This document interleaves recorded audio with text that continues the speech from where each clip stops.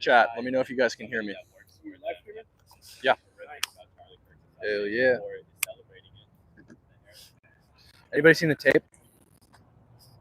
Has anybody seen the tape? Lance. Chat, let me know if you guys can hear me. We're live now. The phone may overheat, but we're about to do a freaking production here. I got a tech individual to do this video. So crazy.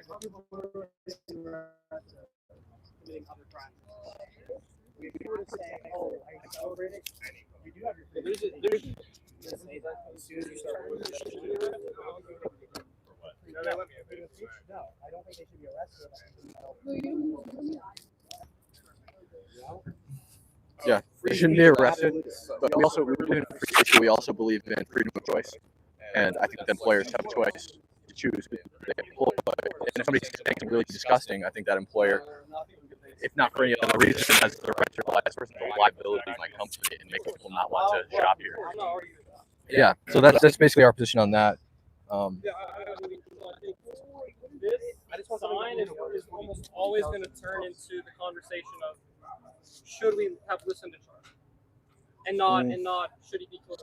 Well, I don't think so. I've done this sign a couple of days, and like pretty much everybody agrees. I can have people come up and say, like, I didn't agree with anything Charlie said, but I respected him, and he shouldn't have been killed. And I think that that's something good that we can all come together on. But there are also some crazies. Like yesterday, we had a dude literally say, "I'm glad he's dead. That cocksucker. I'm glad he's dead." Blah blah whatever. Lance, can you take both these signs up? Yeah. Chat, can you guys hear me? I'm live right now. How are you? But I can't see chat.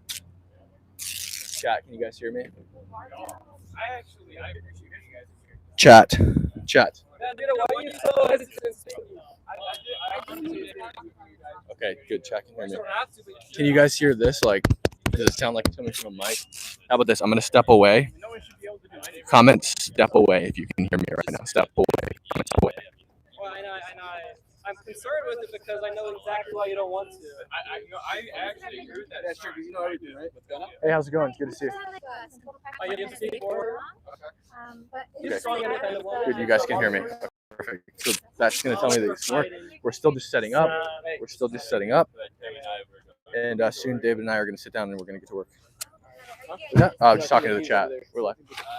Oh, the deans are trying to kick us out, I think. The deans are trying to kick us out. If you want to set in our schedule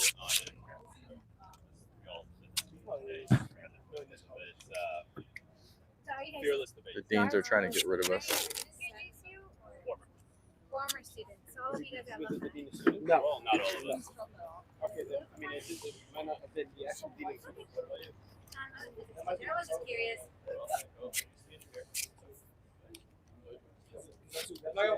Okay, here we come. Dean's coming. So you are still wearing the MAGA hats. At what point will America... Hi, how's it going? Pretty good. How are you? I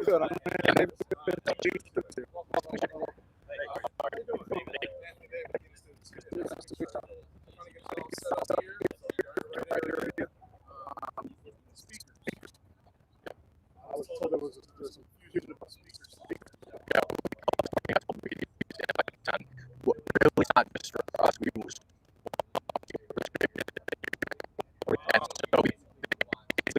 It's going to get really loud, obnoxious, and very disorderly if we don't have a way for the person who's talking to us to be heard. Everyone's going to be screaming at us to speak up because they can't hear us. It drops obviously. And so we just want to be really and don't want chaos all over the campus like we had yesterday. So that's basically what we want this specifically for that reason. So only issue we have is a passion right here. We won't do it loud. You know what I mean? Like we'll keep it at half volume, just loud enough for the crowd.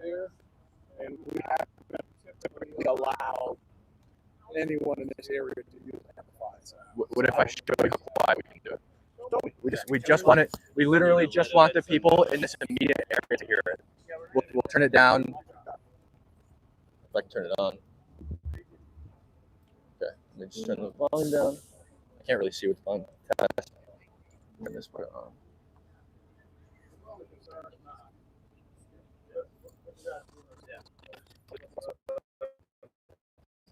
we definitely don't want to disturb classes. Because we actually, I think really, if we don't have amplified sound, it'll probably be more disruptive to those classes as a result of the loud. Test.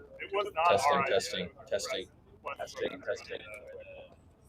Test. Test. Test. Testing. Test. Test. Test. Test. Test.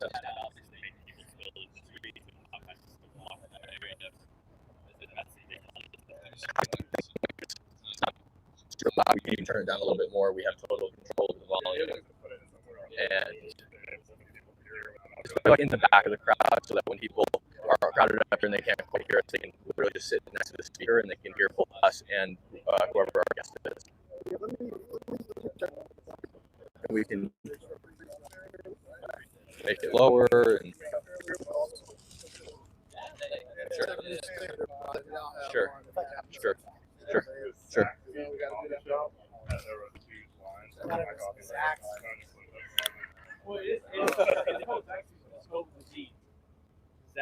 S?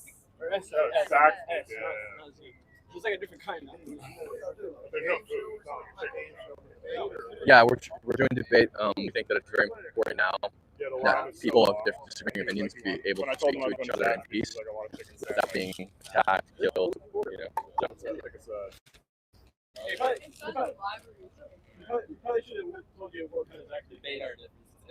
So right now we're trying to sort out the amplified sound. How many people do we have watching? Right now there's 119 people. Once David and I start debating, I'm sure there'll be more people. There's 119 people on YouTube Live right now, but there'll probably be more once you and I start debating. Good idea. Does an iPad work for live if you guys want to use an iPad? Does it have service though? No, but not for live.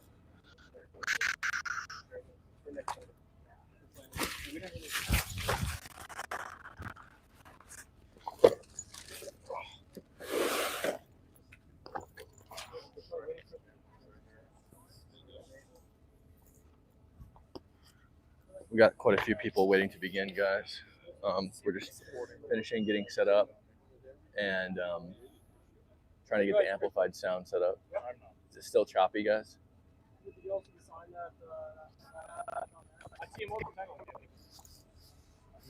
Is that an okay spot for that, Jose? I have this other tripod. Here, try this thing. Yeah, take that plate off. We'll put a different plate on it. I found the other tripod.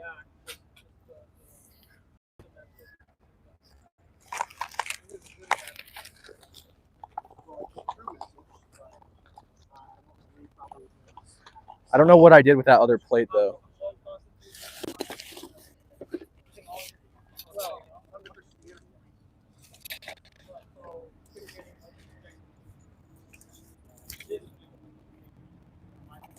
Sorry, YouTube Live.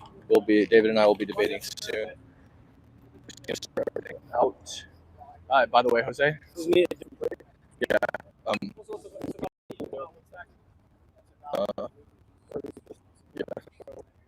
Also, I want to show you some stuff about this camera, just so you know how to use it a little bit better.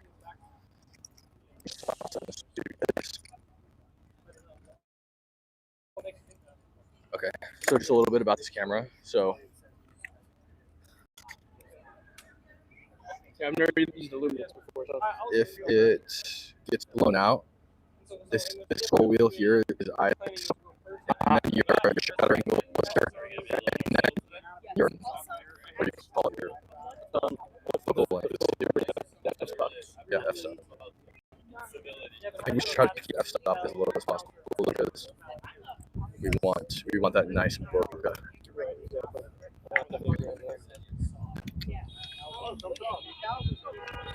And just try to keep an eye on it because, like yesterday, it wasn't your angle; it was Lance's. Some of the clips were like David and I were really blown out.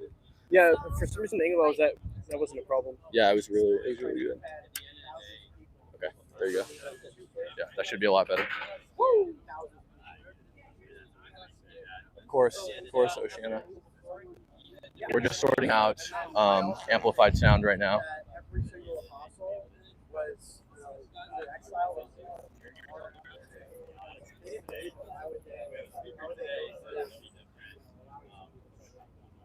So, and everything they're talking about really down to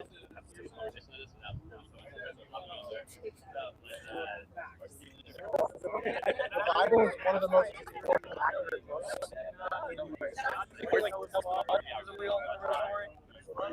The New Testament is 100% true. I believe in the Old Testament, there's less. Lance, make sure when you turn this scroll wheel down, make sure it doesn't go to ISO auto. See how it's ISO auto right there? The last setting is ISO auto. Make sure that it just sits at whatever. Just make sure it doesn't go ISO auto. I'm not really. It's all off. Oh, Yeah. I got it. There you go. Perfect. I hate it when that happens. There's something I had to press on there for. Yeah. And let's see. Is that a good angle? religion is very ingrained. That should be good. So when you pull it down here, so like make sure it doesn't go in ISO auto. Okay. Just if it's the last setting on the scroll wheel, so just like bump it up one, and now it's at ISO 100, ISO 100. So because if it goes ISO auto, then it'll just do all kinds of crazy shit you don't want it to do.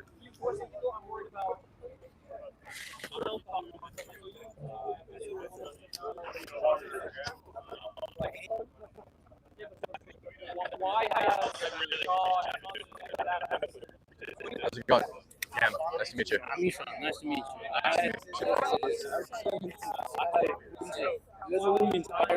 Thank you. I got scared. Yeah.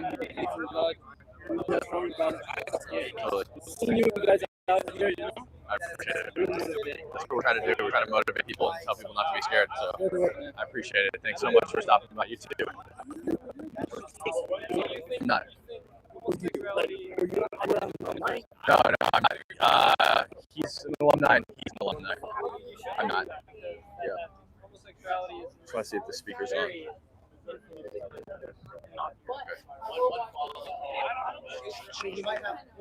Okay, what else do we need set up? Anything? Rejecting that because it's automatic. You know that it needs to be. You know it needs to be. David,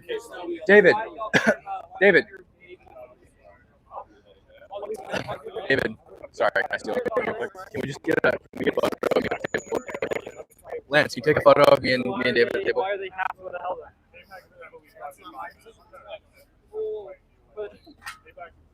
Here, you want me to get the signs in there? Yeah.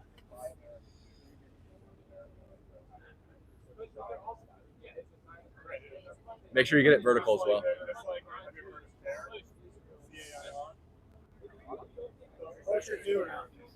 What's that? Sure. Oh, see that guy. Thanks. Send that last one to me because I want to post it on the story. Is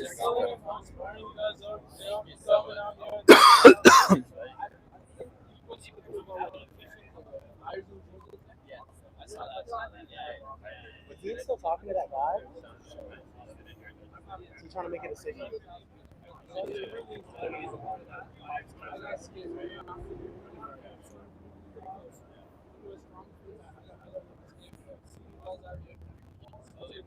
Yo, my man.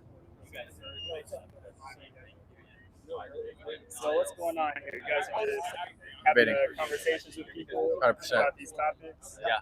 It's like open conversation, or waiting to a certain time to start? We're just waiting on the dean of students to approve our speaker, and then once that gets approved, then we're gonna start.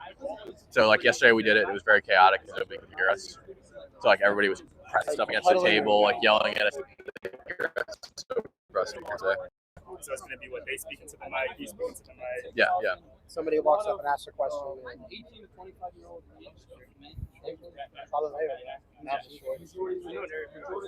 think that's why these are very effective.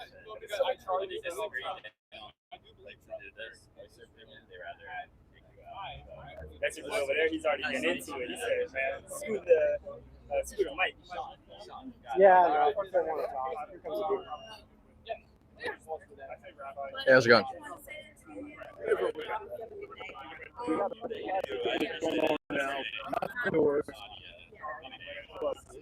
Let you use the speaker. Thank you so much. But Okay, but there's a but. complaints. If it gets too Sure. loud, we reserve the right to basically actually turn it off. So what if this is what I worry about is we're gonna keep it low so that there is basically no reason to complain. However, what I fear is that we are here obviously with a political stance that other people disagree with, and what I fear is that they will report us just because they don't like us and try to impede us. And we literally had somebody call the police and say that we were harassing them. So I'm going to, I got a 1 o'clock meeting. I'm gonna have my team hang out here Yeah, for a little while. right. You know, to try to be reasonable. Like, Totally, and I appreciate that a lot. I just don't want to. I don't want any headbutting. If Totally. we gotta turn it off. Yeah. But I understand what you're saying. Yeah. We'll try our best to monitor that. Make sure it's like actually. Yeah, that it's actually getting loud. I would anticipate this to told you opinion. Yeah, totally. Yeah, That's yeah. all I'm saying. We'll keep it. If you report that, then we good. Okay, perfect. I appreciate it again. Thank you so much. Yeah. Have a good one. All right, David. We're cleared for sound. We're cleared for speaker. Okay, guys. I'm gonna turn this down just a little bit. It might already be a little too loud. Guys. Is it kind of low? You think it's too low? I think it's probably like everyone can hear this right here. Hey guys, can everybody hear this sound right here? Or is it too low? Okay. Maybe they're just not paying attention to me. Probably low as they get. Huh? Conversation there, probably loud. Yeah. Hey Andrew. Okay, perfect. Yeah, you heard it. Okay. I think I really do need to back Andrew. You guys can hear it. Regardless of where you're at. Yeah, right. Andrew, regarding the speaker. Is this the crowd draws? No. Just make sure that everybody can hear it. Keep hear out if they're complaining. If they're complaining that they can't hear, just turn it up a little tiny notch, but do not make it too loud. They have permission to use the amplified sound as long as there's no complaints. And I told him basically that there might be people complain just because they don't like us, and he said that he will have his team monitor the situation and make sure that they're not petty complaints. So just monitor this, make sure people can hear, make sure nobody steals it or does anything bad to it or whatever. And all right, are all the cameras rolling? Is this rolling? Lance? Lance, keep an eye on this guy. Make sure it's rolling. 24 people? I'll go Instagram. Oh, yeah. Your Instagram's popping right now. You go live with the debate. Mr. Lance Videos, please monitor this camera here. Again, Mr. Lance Videos, please monitor this camera. Okay, well, let's just roll this. Okay, we're cleared. We're cleared for sound. Yeah, this camera's rolling. David, which side do you want? Okay, you're streaming on that side. I'm streaming on this side. Let's yeah. We're gonna actually switch to Instagram Live, but we're also on YouTube Live, so Cam takes do we have more waters out here? Okay. I don't know whose water this is, but I'm gonna drink it. Hell yeah. Is that waters? Is that waters? I think that might be waters. Perfect. I'm just gonna finish this one. It's fine. Okay. All right. Is that you think that this will catch tall people even? This is on. I don't see like the green. Oh. Yeah, it's there. It's just too bright out. So you can see levels there. You got 2 level meters on there. Okay, perfect. We're rolling on everything. And this is good. Yeah, both are good. Yeah, it should catch us both. Okay. I think that we are ready for the first person to come up and have a conversation with us. Don't everybody jump at once. I got a question. Yeah, what's up? Yeah. Yo, that's not working. I can just talk to you. Wait, hold up. I know it's a button right here. There you go. Try it now. Yo. There you go. Okay. All right, you're good. So the sign on the right says nobody should be killed For their opinions. over their opinions. Yes. So that is coming from what? Your moral compass? Yes. What gives you the right to oppose your moral compass on others? Yeah, so I'm not saying that I have a right to impose my moral compass on other people, but what I am doing is making the case for my set of morals to the best of my ability and basically positing them or opposing them against you or anybody else who's here. So my personal belief is that every human individual ought to have the right not to be unjustly aggressed upon.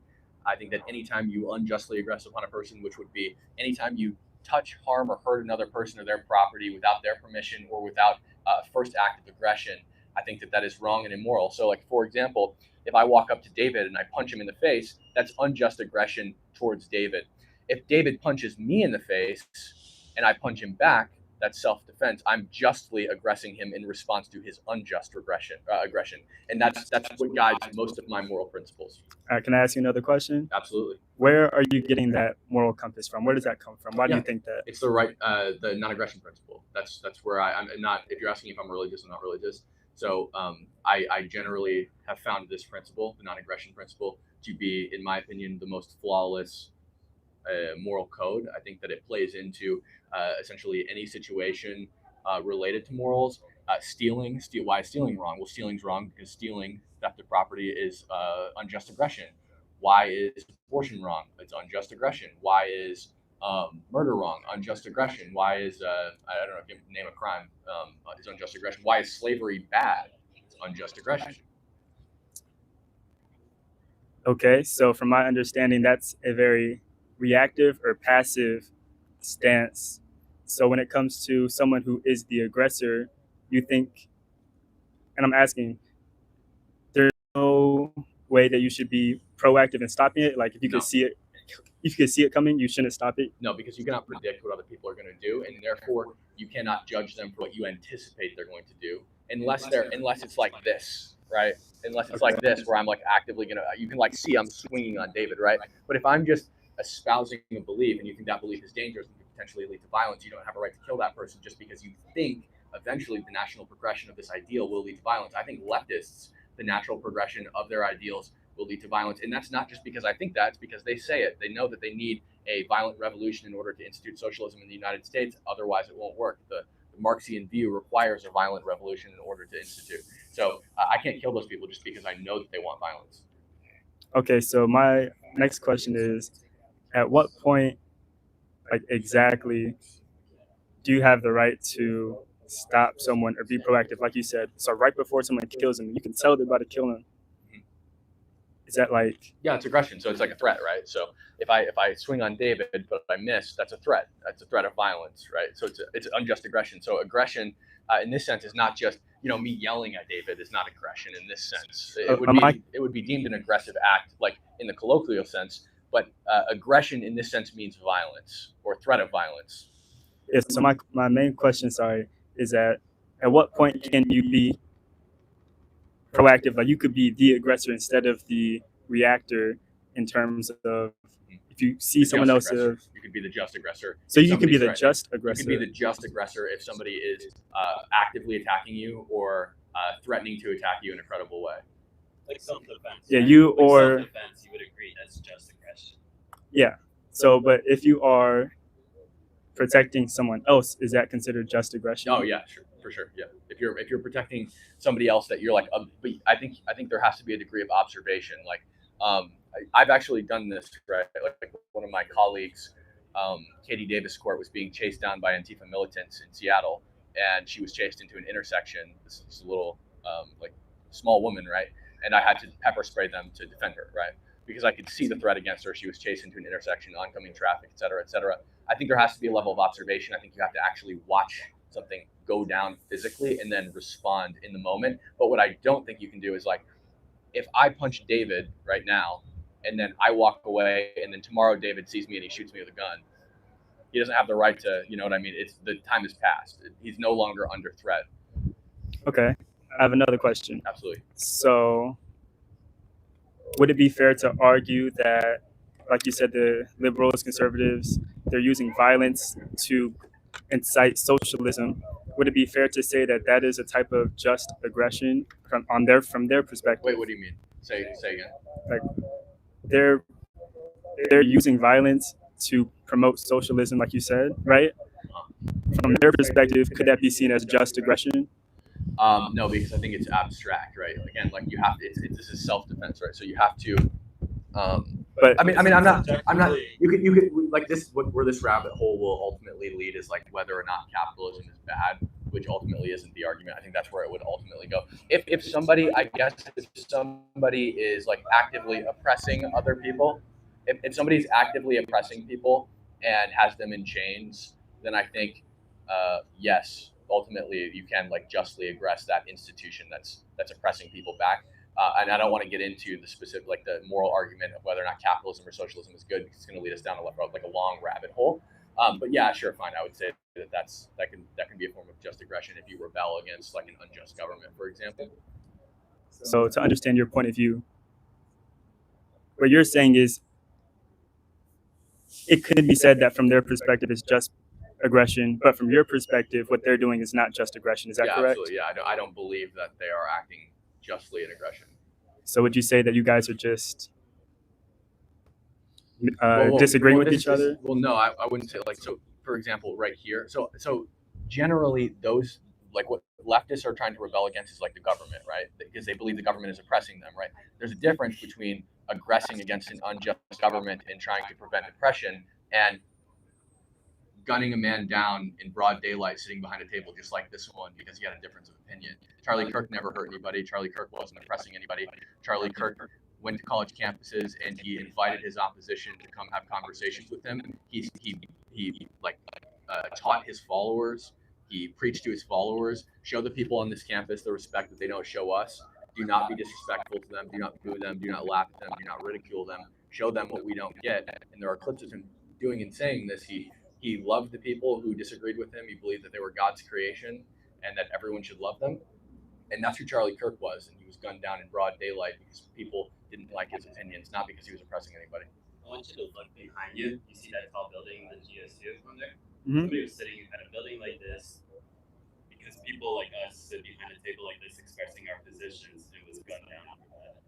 Right? It's not some political authority. It's not a member of Congress that can enact his positions. He was simply going to campuses and laying out his position in a very civil and tolerant way. Okay. There's no, in my opinion, I don't see a way to justify that, even if you're on the socialist side or communist side and you believe that this is a fascist that is trying to oppress you. There's no justification for it. It seems to me what they wanted to do is end Charlie Kirk's movement because he's a very effective individual. Yeah, I mean, there's really no justification for it. So I hear what you're saying, and I'm just trying to understand. So you believe that there's no justification for the killing of Charlie Kirk, but the people, I'm seeing a lot of rhetoric from the opposite side saying that it was just. And your whole argument is just that. No, you're good. I'm just making sure this is blown out. Just sorry. Said that one side is justifying. Yeah, so they're justifying it, like they have a justification for it. I guess you could say on the conservative, liberal, democratic side, like Conservatives are just. sorry, liberal, not conservative, liberal, like Okay, like left.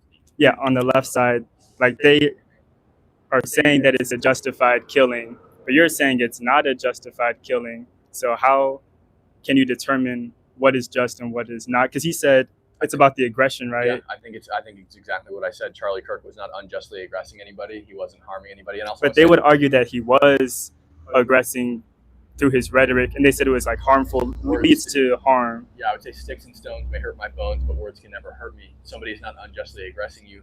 Again, unjust aggression is physical violence because they're saying things that you don't like, or you feel offended people in some emotional way. And I also want to say real quick, before you go into your next point, I really appreciate how respectful you're being, and I really appreciate how respectful the audience is being, and this is what it's all about. I also want to say that I understand that they can make the claim that Charlie Kirk is a fascist, but that doesn't make him a fascist, right? I can call you racist, right? That doesn't make you racist. So just them calling Charlie Kirk a fascist doesn't justify going out and conducting a political assassination at the end of the day.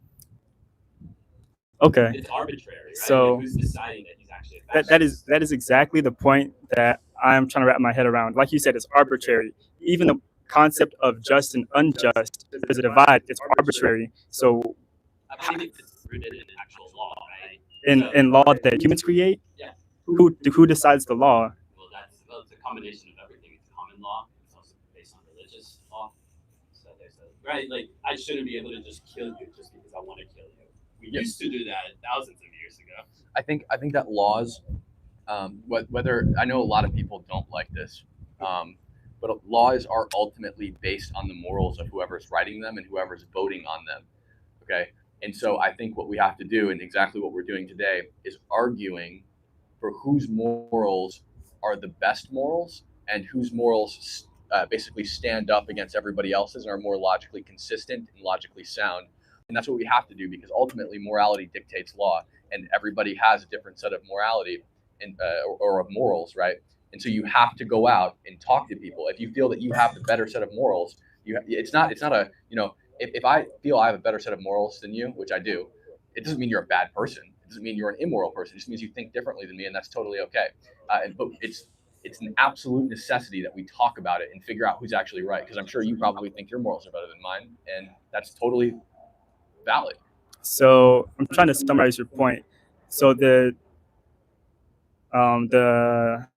what's the word? The point, not the point. What we're trying to achieve, objective exactly, of this discussion is to come to an understanding. Would you say that's a good summary? Yeah. I think I think discussions serve a couple different points. I think our main, we have a couple, especially lately. We have a couple. This tour is planned because Charlie Kirk is dead. We're out here to show people that you can still have discussions, and you can still stand in front of people who disagree with you and talk to them without fear of reprisal in some way. Another reason is we want to provoke thought. So even if you walk away with your mind unchanged, we want you to just like go home and ponder it, right? And we're going to go home and ponder what you're saying. We're here to teach, we're here to learn, and we're here to observe. And I think that's exactly what Charlie was doing as well. And it's also for the people at home. We record it, obviously, so everybody can see these conversations and they can think as well. All right, cool, man. You answered my questions. Thank you, bro. Hey, I appreciate it. Thanks for coming up and being respectful. Hey, man. How's it going? Good, dude. I really appreciate both of you being here. Thank It's really a pleasure to see you going out and living in Charlie's name, promoting free speech and exchange of ideas. I think that what happened to Charlie was really devastating, no matter what side you come from. There we go. No matter what side you come from, what you think. He was a father, 2 beautiful kids, and a wife. And I don't think anyone should ever be killed for their ideas. Can I ask you a question? Yeah, for sure. Are you a conservative or do you lean more liberal? Honestly, I mean, I've never been a huge fan of the political compass because I think it's very categorical. Do you more so like? I mean, and then this is nothing against you. I just find it. Like if you're more like liberal leaning, I find it very interesting and also very. I would say I'm a moderate conservative, to be honest. But enough. Honestly, in recent events after what happened to Charlie Kirk, and I've been following you on Instagram for a while too. I appreciate it. And if you remember the day, I'm famous in the South. if you remember before the day of Charlie Kirk, it was the murder of Arinya on the bus, very tragic. Yeah. And I can't help but feel that these are definitely somewhat radicalizing and almost solidifying of my beliefs. Yeah, and I think there's something interesting about both. I think that Irina's death was caused by a failure of Democrats, not leftists, not liberal. I mean, I guess Democrats are liberals, but a failure of Democrat politicians, specifically in law enforcement. The failure to lock people who need to be locked up, the failure to keep them in jail. And by the way, I live in Seattle, and I get attacked all the time, and those people go to jail for a couple hours, and then they get released every time. And by the way, this has nothing to do with the fact that her attacker was black, because all of the people who attack me in Seattle and get released 2 hours later, they're all white, all of them, right? They all are crazy white leftists, and they attack me and they belong in prison, but they don't stay. And so I think that's a failure there. And Democrats have really tried to warp this Charlie Kirk assassination into a thing about gun control. But the fact of the matter is, if you've seen it, the rifle that Charlie Kirk was killed is not a rifle that anyone is trying to ban. It is a bolt-action, single-fire, scoped hunting rifle. Nobody is trying to ban this rifle. In fact, the argument that Democrats always use is you don't need an AR-15 to kill a deer. What do you need? You need a .308 bolt-action hunting rifle, right? So they always say you don't need anything more than that. Well, that's all it took to kill Charlie Kirk. Nobody's trying to ban that gun. Rifles, you're more likely to be struck by lightning in this country than you are to be shot and killed by a rifle. Rifles account for almost like the smallest portion of gun deaths. Pistols account for the most. I think shotguns are either right above rifles or right below. I don't remember. Yeah. Just look at the Universal Crime Reporting Database, Table 8. Yeah. I absolutely agree with you. I don't think that we have a black problem or a gun problem. I think it's a people. Yeah, I got you. I think it's more of a people problem. Yeah. And the idea of it's also related to mental health because guns don't kill people. Yeah. People kill people. Cars don't kill people. Yeah. People kill people, and so on. Can I ask you a question? Sure. Can I ask you a question? Yep. You say you're a moderate conservative. I understand after this event, I think a little bit more. But why do you think that the left right away goes to the gun part rather than addressing the mental illness? How do you feel about that as a moderate? To be honest, it's not something I've thought too deeply about. I'm still at a point in time, where I'm figuring out exactly where I stand on every little thing. But I audio definitely not good. They're kind of think crappy that, mics. It doesn't stem from guns more so. And I think that, I guess, if I had to say it, it's a lack of accountability, I would say, to put the blame on guns, which is an inanimate object. Because it comes down to who pulls the trigger. Yeah, absolutely. I find it an interesting pattern when they blame it on that with Irina Zarutska, and then Charlie Kirk happens. And Yeah, they start because to blame it right away. Yeah, because the thing is, right, even if they were to ban guns, you can find other ways to kill people. And the murder of Irina was with a knife, right? So that just solidifies the point that, like, even if you were to emphasize gun control and put laws on gun control, they'll still find ways to get guns and hurt people, bring harm to others, which is why it's a people problem. Yeah, absolutely. I agree with you 100%. At the end of the day, I think that we focus way too much on gun violence or the idea of gun reform when the person that's, like, why don't we focus on the person that is doing it? Most of the time it's they're either mentally ill or they've been politically radicalized. And Or I they're- understand why certain people from a certain political background don't want to actually address that right away when it comes to the guns. They have a political agenda, of course, but I think a lot of the time when it comes down to political radicalization, they understand that that's not their own words. So of course they don't want to own up to it. Yeah. I completely agree. Afnan. Nice to meet you, David. We're doing. Thank you. Yeah, We're doing like the. Mind if I get a picture? Yeah, totally. We're doing like the redneck microphone over here. All right. That'll work.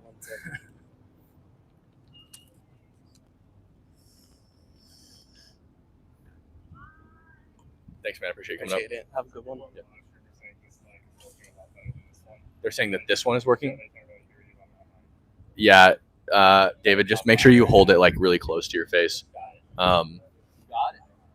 And yeah, how's it going, sir? I'm going good. Good. Is it here? Is it catching my voice? I Yeah, think? yeah, it's catching your Okay. voice. Yeah. Good. So I know that you're a GSU alumni, right? Yes. Okay. I'm just, Kinda. Well, I went to GSU. okay. I'm just a little curious and want to get to know you a little bit more. So, before we jump into the political discussion, what major were you? Political science. Interesting. I'm actually poli-sci myself. Very nice. Pre-law. I'm doing public health as well. Great. That's awesome. Political Oh. science is great. I think. Oh yeah, political science is great. Just don't let the professors indoctrinate you. Hold to your position Actually, or influence you. I get what you're saying, but also I feel like, at least this is my experience in college, is now I'm pretty sure there are professors out there who will try to skew you one way or the other, but at least with the professor that I have had at GSU, they usually allow for open discussion. Like literally last Thursday in my political science research method class, our entire class was just talking about Charlie Kirk. He was talking about my professor was talking about his death and asking us about the morality principle around it, and eventually he wrapped it up by saying just political violence and murder is just wrong. Great. I'm glad that there's professors like that on college universities, even at Georgia State University. I've had a similar experience, whether it's Georgia State University, University of North Georgia, where my professors were balanced, right? I've had people that were objective, allowed for political discourse, freedom of speech, freedom of expression. They weren't biased. They weren't grading my papers terribly. But I wish I could tell you that was the case entirely. I took a class that was critical race theory, and of course I'm going to oppose critical race theory. I'm going to deny objectively the various arguments that Kimberly Crenshaw or Carol Anderson will make in their books.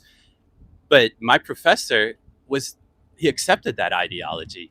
For him, it wasn't a theory anymore. So anybody that opposed that, he would ridicule. He would allow the class to join to ridicule against those individuals. And that is similar to what we experience, conservatives experience, when they engage in public discourse, even inside a college classroom. So, for example, we've seen Emory professors celebrate, right? Not saying, I hate Charlie Kirk, right? They celebrated his assassination. I don't think those kind of professors should be in the classroom teaching me, because obviously they have a bias. Now, add another factor in there.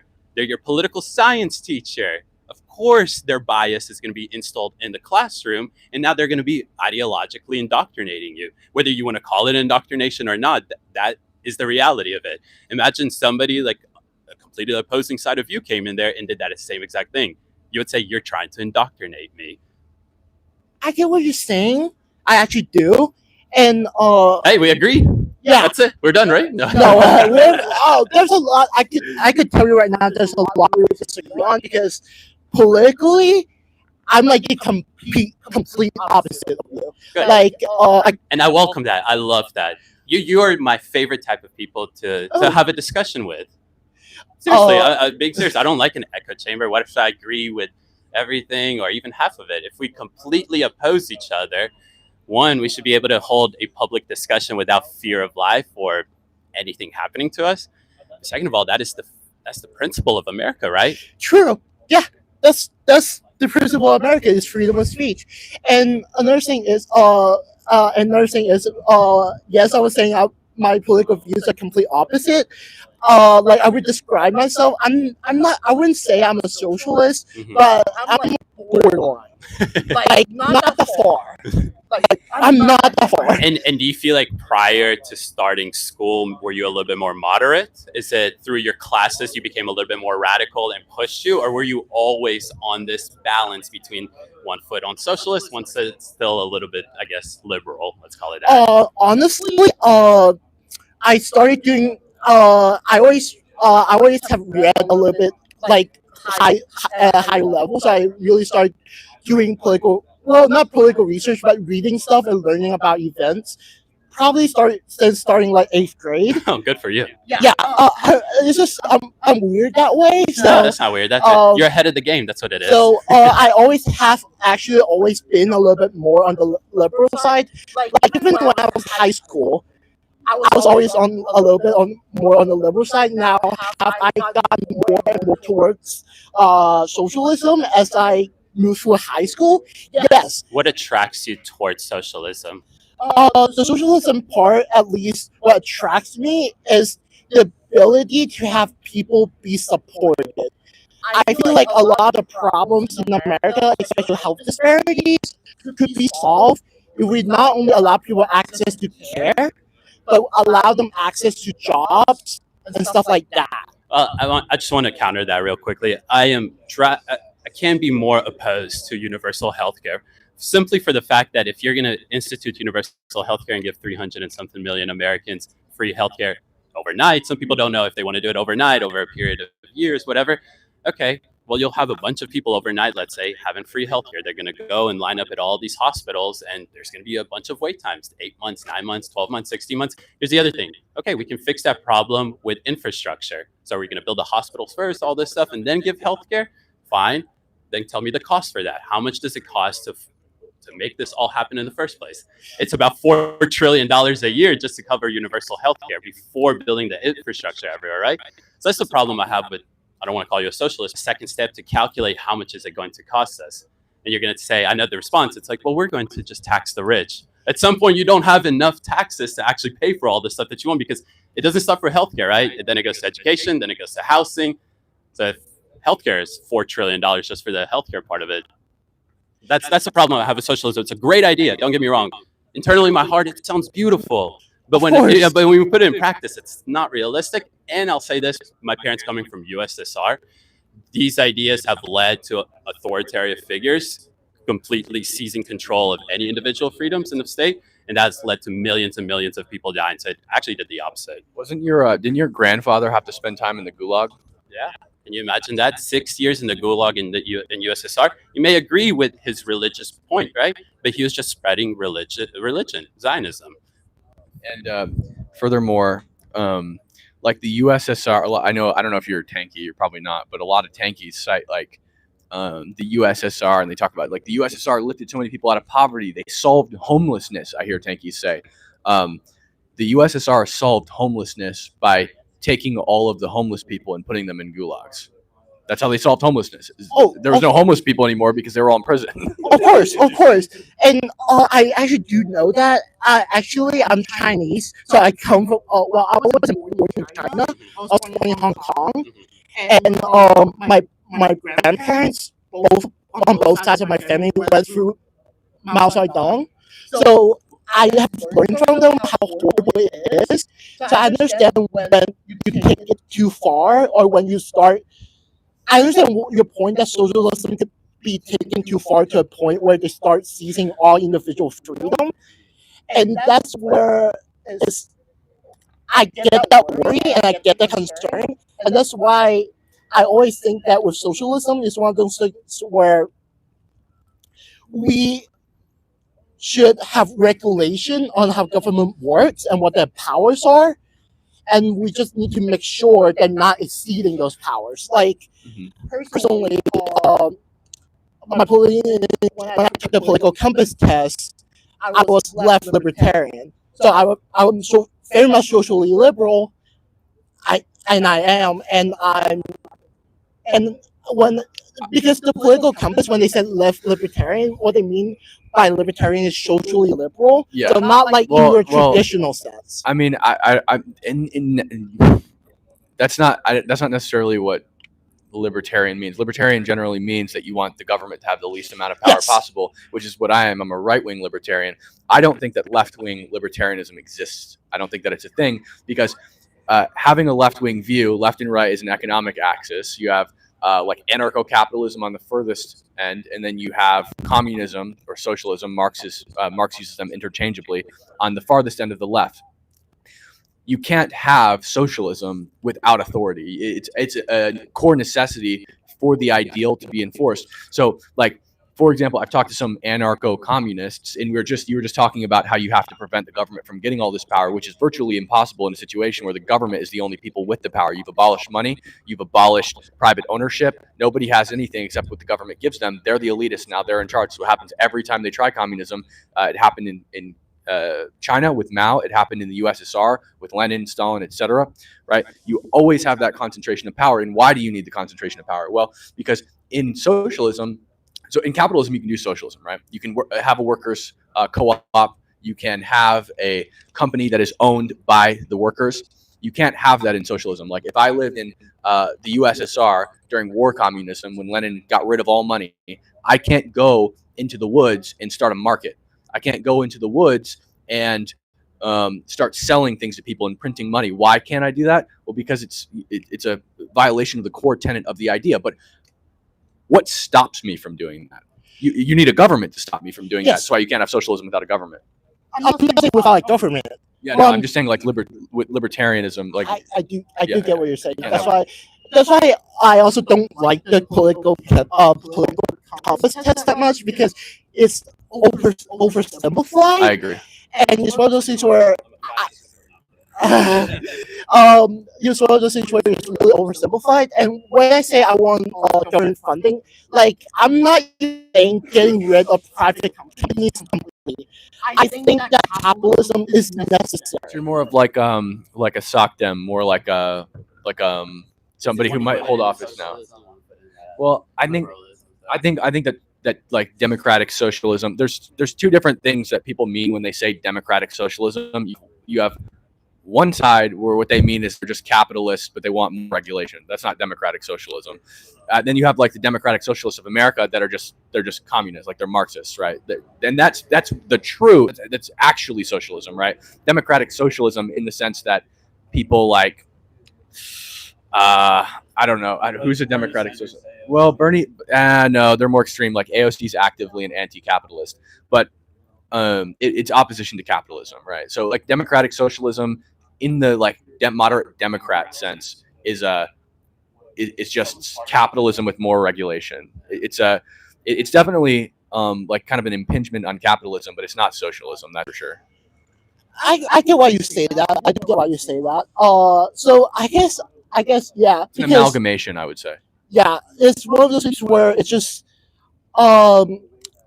it's like one thing is like more public funding for certain stuff, but not eliminating private ownership, because I think like yes, for example with healthcare, you're gonna need private companies to invest in whether that's research, new medicine. There you go, you're a capitalist. Technology. You're just gonna need that. Like I get what you're saying, and that's why I say I'm leaning towards that, but I'm not actually that, because I don't agree with those people that we need to get rid of capitalists completely, and I also don't think that eliminating an entire class of people is good. Where it's not only not good, but it's not morally right. Let me ask you this: what do you think about billionaires? And by the way, I just want to say again, thank you for being so respectful, and thank you to the audience for being so respectful. I'm sure that most of you probably don't agree with what David and I have to say, but I appreciate everybody taking turns and being respectful and all that. So what do you think of billionaires? Billionaires, honestly, I don't have much of an opinion on them because I don't know too much about them. The only thing that I do know is that this is why I hear, especially people who are more on the socialist side, said is that they're all evil and they're all exploitative. I get why they would say that, but do I agree with it? At least I don't know enough about how those stuff works to agree or disagree on it.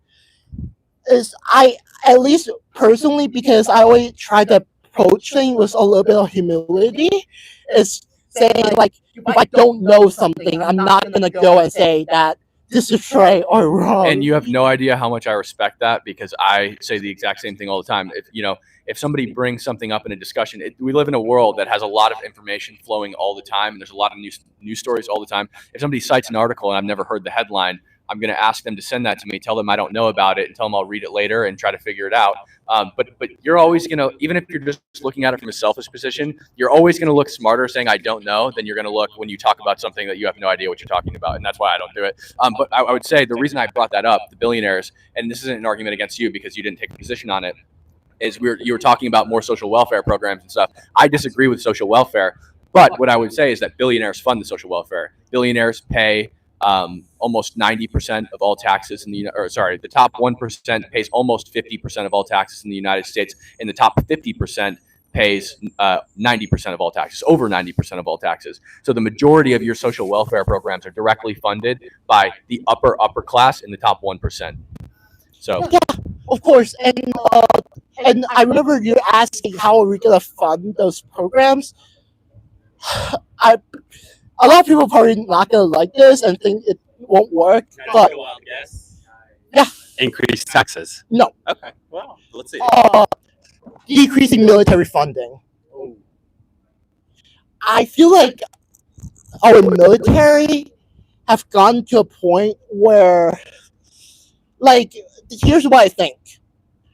When like a lot of the time our government are too interventionist, like we're sending money to other countries that are at war, whether that's Israel, whether that's Ukraine. I don't think that's what we need to do. I think we could save those money and use them to better our own people first. here's something I would say is like, while I do support funding to like Ukraine and Israel, right? I think there's benefits to it. We don't want to talk about Israel on this tour specifically. Oh, yeah. As much, he's a Jew and I'm a Zionist. We love talking about Israel and we'd love to talk about it more. But the only reason we don't talk about Israel on this tour is because there are a lot of conspiracy theories right now about Charlie Kirk and about him being killed by Israel. And we are doing this to show people that we're not afraid and also to honor Charlie. And we don't want to disrespect his memory in talking about Israel and making it about Israel, because it's not. And that's not to say that you did that, but what I would say is I think there are benefits to those things, but that's not military spending. So like that's our foreign aid budget that's delegated by Congress and not through our military. Yes, sorry, I shouldn't have confused this too. What I'm saying is not only should we let me ask you this. You said you want to reduce the budget for the Pentagon. What exactly? Do you have an idea of what you want to reduce there? What you don't like? What you think is ineffective? What doesn't help America? I sorry, I don't have it right on top of my head, but I know. I don't want to say I know because it's what I heard or saw on social media and TikTok and stuff like that. So I'm not even sure if it's 100% accurate, but like I know a lot. What I've heard is some of those there are a lot of projects and a lot of spending that the Pentagon uses that are not really necessary, and that they're just using it to keep their funding. Sure, I agree, but that makes it subjective, right? Each administration gets to decide what they want to. Right, it's under the purview of the executive. So the executive, at the end of the day, is able to say we want to delegate funding for these programs and these programs, right? So what you think, what I think regarding where the money goes to the Pentagon is kind of useless. At the end that is also true. Yeah. That is also true. I'm worried that if we cut funding for the Pentagon or we start to reduce funding for the Pentagon, and there's a reason why Democrats, Republicans, it doesn't really matter for their political party, they continuously increase the spending when it comes down to the Pentagon, because I think we understand how important the Department of War, not the defense anymore, is to America, whether it is protecting our allies internationally or it's protecting our homeland, because that's important for us as Americans.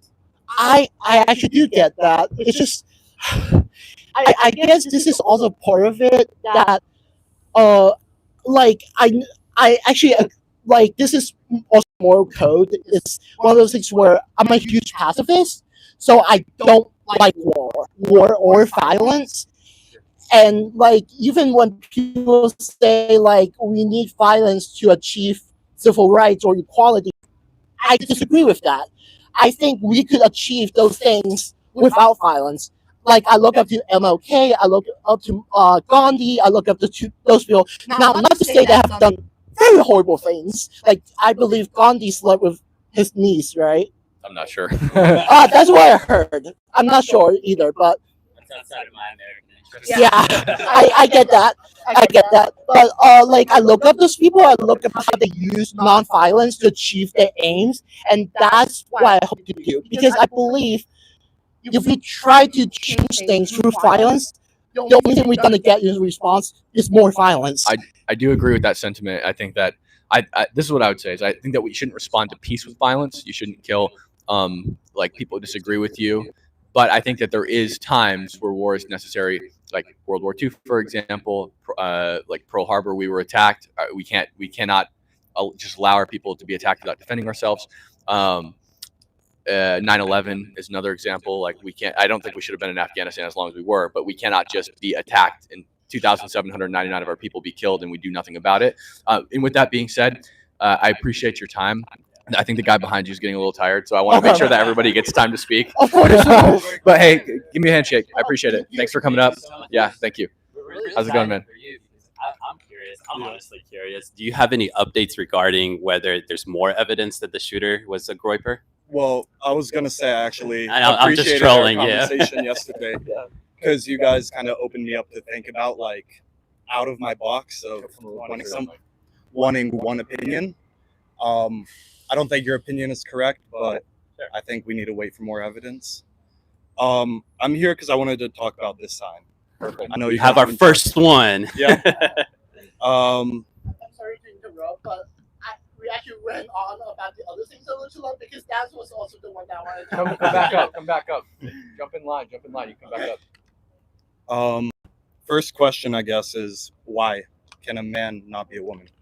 I'll concede the chromosomes, right, and like the biological aspect, but yeah. Yeah, so I would say that a man cannot become a woman any more than I can become a lizard or I can become a black man. Sure. The definition of a woman is an adult human female, and the definition of a female is a person or denoting a person of the sex capable of creating ova. And so it's a full circle definition. You have what is a woman? A woman is an adult human female. What is a female? A person that can produce ova. So a man cannot produce ova. He can't be an adult human female. Therefore, he cannot be a woman. Why does that like bother you so much?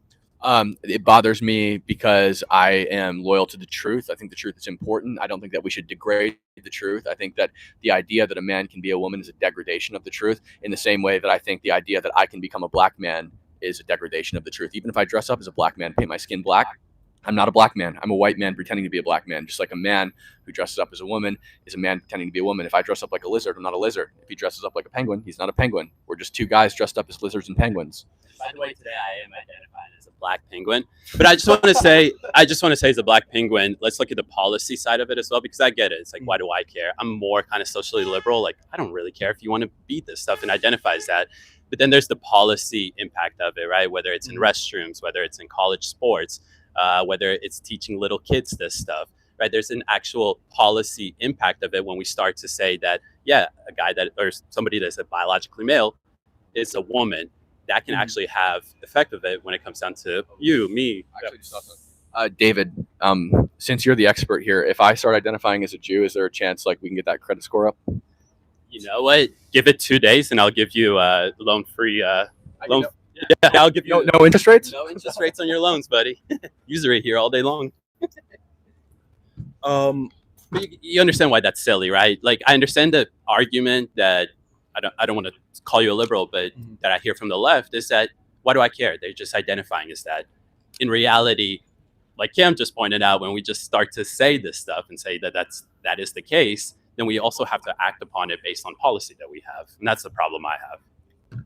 So, like, what sort of policies really concern you? You said bathrooms, you said sports, yeah, and you said education. Yeah. What specifically about education worries you? So we've seen multiple examples, even here in Atlanta, which I think is the major problem that I have. I forgot what the exact name of the middle school. That's going to bother me. But they had to ban 3 different books there, right? Why? This is an middle school where they were teaching kids in the books that they were reading that, yes, a boy can be a girl if he feels like it, and a girl can be a boy if she feels like it. I don't think that's good to teach 7th graders, 8th graders. Is there a reason why we should be teaching 7th and 8th graders that? I think that, acceptance within someone's, like, how someone wants to identify, can prevent further issues. I know the famous last words of Charlie Kirk involved, transgenders being mass shooters. That's linked more to mental health, I'd say, than transgender identity. Real quickly, but right, there's a difference between affirming their belief and actually providing treatment for their, what I believe is a mental illness, and that is supported by various Do you sources. believe being transgender is a mental illness? Well, it's body dysmorphia. What is it? Yeah, body dysmorphia, and I think actually most transgender people agree that it's a mental illness, and their solution, what they say is the treatment for having the mental illness of body dysmorphia is being affirmed in your gender and being allowed to transition. And I fundamentally disagree with that. Yeah, gender dysphoria, body dysmorphia, similar things. And I totally disagree with that, because there's another mental illness or another disorder that is related to dysmorphia. It's called anorexia or bulimia. And when women have anorexia or bulimia, I only say women because it's more often women, we don't tell them, yeah, you are fat and you should stop eating and you should binge and purge, right? We say, no, you're like unhealthily small and you need to eat food. When somebody has schizophrenia, we don't tell them, yeah, the voices in your head are real and you should listen to them. We tell them, get on these pills and hopefully, this will like make the voices go away or subdue them or make your life a little bit easier. And we treat them for their mental illness. We take them to therapy, and we don't just tell them that it's. And so I don't think you should do that for this one either. It's the only case where we tell people that their mental illness is valid and true, and that they should fulfill what their illness is telling them to do rather than treating them. The most ridiculous one is like the healthy-bodied people, right? There's a mental illness where they feel like they want to be disabled, like they're not in the right body, so they want an arm cut off or they want their eyes taken out so they can be blind. you wouldn't affirm that, right? You wouldn't teach that in 7th grade. You wouldn't, right? So, we wouldn't affirm that to them. I We would, think right? you're kind of diverting, trying to make me agree with you. But that is the You mental made illness, an the same thing. interesting point. You said gender, right? Yeah, I think Are you aware of the gender and sex? Yeah, I think they're the same. distinction? I You think they're the the same. I think the same thing, because when you claim that your gender has changed, you claim that you're a woman.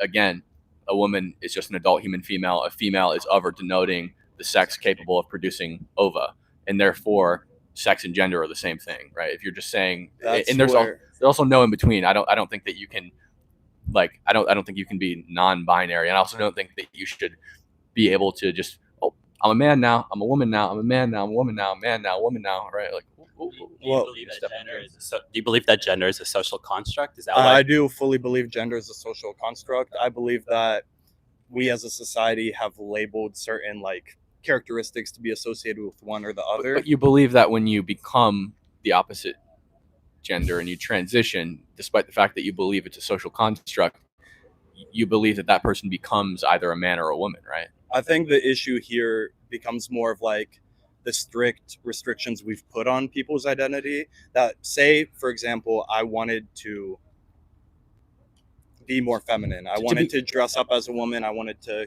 do feminine activities. I don't believe in restrictions, by the way. I don't think that transgender people shouldn't be allowed to dress up as the opposite sex. I don't. It doesn't, like. I mean, is it weird? Yeah, it's weird. But people do weird stuff all the time, right? Like, look at this guy. No, I'm just kidding. But people do weird stuff all the time, and you can't. I don't think that you should be able to restrict the bodies of adults. Whatever they want to do with their body, they should be allowed to do it. I don't think the children should be allowed to do it. Nor do I think they should be coerced to do it. As long as it's not happening to children, I don't care what you do. It's just wrong. Like, it's what you're saying. It's just factually untrue. But you're allowed to believe things that are factually untrue, right? Like, I probably think some of the things you believe are factually untrue. I'm just doing your job. About you. I'm just messing around with you. But you get what I'm saying. And so I don't believe in restricting it. I just believe that everybody should also have the choice to decide whether or not they play into the lie, and I personally won't. But so, say someone comes up to you, says they want to identify as a woman. Do you think your core belief will make you disagree with them? Yeah, I absolutely disagree with them. If they're saying they're a woman and they're not a woman, I totally disagree with what they're saying. Now, have I in the past just said screw it and called them whatever they wanted to be called just to avoid conflict? Yeah, I've done that for sure. But it's just I don't think I should be forced to tell a lie. I don't think that I should be mandated to tell a lie. And there's a lot of people who think that me not calling somebody by their desired gender would be like hate speech and I should be in jail for that. And I think that's totally absurd. I think that's a key thing, is that if I encounter somebody that's transgender, I may disagree with them. I may not believe that they, if they're a biological male and they're claiming to be a woman, I don't believe that. But I don't know, I'm out in public. I'm not going to make a point out of it, right? I'm not going to tell them that you're not a woman. Do I hold that position? Absolutely. Am I going to continue to believe that regardless of how nice they are to me? Absolutely. But I'm not going to be a terrible person to them or whatever the case may be. I just real quick, before you make your next point, can I just get a quick show of hands from the spectators of if you guys can hear both me and him? Okay, you can't. Which side is low? Is it me or him? Hello. It's him. Okay. Yeah, just stand a little closer to the mic. Damn, I'm too tall for something. Maybe if we do it like this. I just want to make sure everybody can hear you. Is this better? Is that better? It's better. Okay, good. All right. So what's your proposed come a little closer? What's your proposed policy change? I think that the policy doesn't need to change. I think the status quo has pretty much always been that legally a man is a man and a woman is a woman. Now there are some states that have gone as far as to allow people to change their genders and their licenses and stuff, which I think is actually a huge pragmatic problem, because if you are identified as a man in all places, but you're actually a woman and you have long hair, or your license identifies you as a woman, but you have a beard. If you were to commit a crime, who are the police looking for? They're going to see a guy with a beard and be like, "That's not a woman. He must not be the suspect." It creates all these pragmatic problems, and I guess you could kind of say the opposite causes some pragmatic problems too. But I think it's far less common and far less of an issue. So yeah, I think the policy just shouldn't change. I think that women should use women's restrooms, men should use men's restrooms, and I also don't think that men should be in women's sports. I think that that's been What's repeatedly the proven dangerous. obsession with restrooms? How often do you look at who you're going to the bathroom with? No, it's not. It's not about like how often I look at who. I never have to worry about this because I'm a man, right? Like if some transgender person walks into my bathroom, chances are they're going to be far more effeminate than me, and their arms are going to be smaller. So I don't have to worry about it, right? But women, and especially young women, when they're potentially like in the bathroom with some giant bearded transgender person, and I really don't want to be derogatory here, but like, I want with, again, I'm not trying to be derogatory, but I want you to understand, like, in the shoes of a small young woman who sees a big bulky person with a beard. Like, have you ever seen photos of Leah Thomas? Dude's ripped, right? Like, he's jacked. You look at pictures of him, and like, he has ginormous shoulder muscles. Like, he's huge, right? You wouldn't. It's not even just about like safety. It's also about comfortability. Like, women should feel comfortable in their bathrooms, and they shouldn't have to feel like they have to watch their back in their own bathroom, more so than they otherwise would. And that's my biggest thing. And like, the same thing goes for like locker rooms, because once you throw the bathroom thing away, now you're looking at locker rooms. Paula Scanlon is a friend of mine. She swam on Leah Thomas's team. Leah, or Will Thomas, previously swam on the men's team and dated a member of the women's team. Then one year, Will Thomas comes over to the men's team, and the coach announces this person will be swimming on the women's team. And next, they initially said he will change in the family bathroom, and he will not be in the women's restroom or the women's locker room. And think about this: bathing suit, completely naked when you're changing it in and out of it. And now imagine you're in a racing suit. They're extremely tight. Women's racing suits are extremely tight, and they're extremely difficult to get out of when they're completely soaking wet. Paula told me that basically when you hold this little racing suit up, it looks like it could fit an American Girl doll. It's so small. So it takes them like 20 minutes to change in and out of these things wet. So they didn't put Leah Thomas in the family bathroom. Leah Thomas, with his full penis, was in the women's locker room. You've seen it. I'm sure you've seen a sports locker room. The lockers, they're not even really lockers. They're just shelves, and they're right next to each other. It's boom, boom, boom, boom. And now Paula and her teammates are standing right next to Leah Thomas with a penis, who is attracted to women, watching them change, and who has dated actual people on that team. And that person is just in the locker room now. And it's not that I think Leah Thomas is going to like sexually assault somebody in that locker room, but it's just not comfortable. I wouldn't be comfortable if I had to change next to a woman I didn't know, or a woman who I'm not in a relationship with. It's just uncomfortable. It's not just uncomfortable, but everything that Cam just said is just, it doesn't make sense. And that's why even Democrats, more than 2/3 of them, reject this crazy stuff. They don't want to see biological males in women locker rooms, especially in colleges or even in high school. It's common sense. And that is why, I mean, independents overwhelmingly support that. 80% support that. I don't have to talk about Republicans, but 2/3 of Democrats, like, how many things can Democrats and Republicans, the majority of Democrats, agree with Republicans on? Practically nothing. There's, other things, but that right there is common sense. I will admit that I haven't thought much about the specific sports issue, and it seems like you guys think a lot about this case specifically. Got a lot of friends who have had to deal with it firsthand on the court and off the court. I will say, though, that I do believe that statements like this cause more harm than good. Why? Especially for a lot of young people who are dealing with gender dysphoria, and I'm trying to identify on at least the gender spectrum of who they want to be, especially when I assume you guys consider yourselves masculine men. Yeah, I'm a little chubby. I think. Do you think we should lie to them?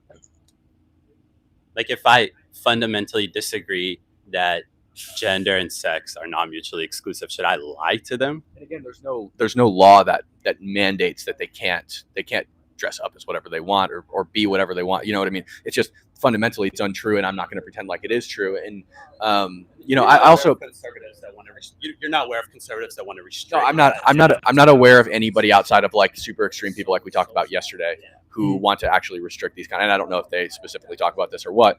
But another thing too is, like, I'm from Seattle, and Seattle has a very dense population of transgender people, right. And as a byproduct of that, there's also a very dense population of detransitioners who have gone so far to the left. Like, one of them lived his entire adult life as a woman, got all the surgeries, and is you honestly, it's when I first met him, I thought he was a woman. Like, he's still woman passing, even though he's detransitioned. And his username is transphobe01 on Twitter. Like, he's gone so far because he's realized like that this is so terrible and it screwed his life up so much. Another one, Ari Salvatore, is a good friend of mine in Seattle, and he transitioned, lived as a woman. He went to Thailand and got his penis removed and had an artificially constructed vagina put in its place. And for all these people, and a poet who actually realized that it didn't matter on October 7th when she was in Israel and the bombs came down and she had to decide whether or not to grab her breast binder. And she's like, wait a minute, this doesn't matter. I'm going to die if I grab it. So she ran to the bomb shelters.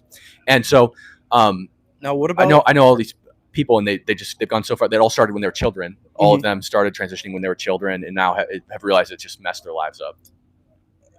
The people whose lives it saved. You know, I believe that. I don't like. From the data that I've seen, it seems that transgender suicide rates remain the same regardless of whether they transition or not. Which is another thing that leads me to the conclusion that this is a mental illness, and I think that we should get them real help and not just a band-aid on a bullet hole. You know, that's why I just disagree. I think also, so after the surgery for transgender individuals, the highest suicide rate is in the 8th year post-surgery.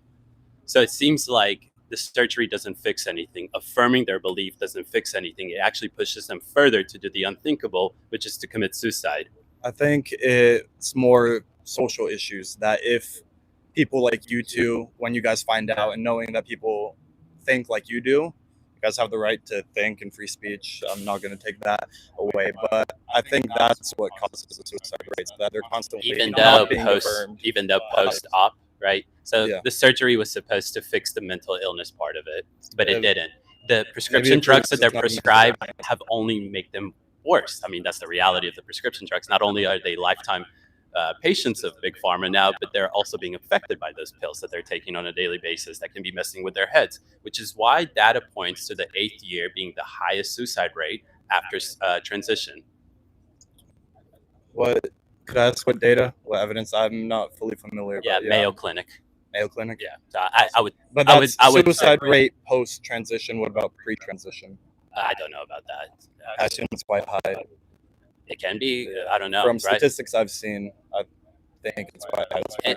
But the difference is that you believe it's because of people like Cam and I. We don't. The society doesn't accept them. I actually believe the society has gone to the point of where they have an entire month dedicated for them, to the point of where they care about women anymore. They would rather affirm their belief because they want to affirm their belief, right? But you're saying that society is actually doing the opposite. It's like I can't believe picks up like I'm not good with the mics. That's it's okay. Okay. Mike died. No. It's just David. David needs to talk closer to the mic. Gotcha.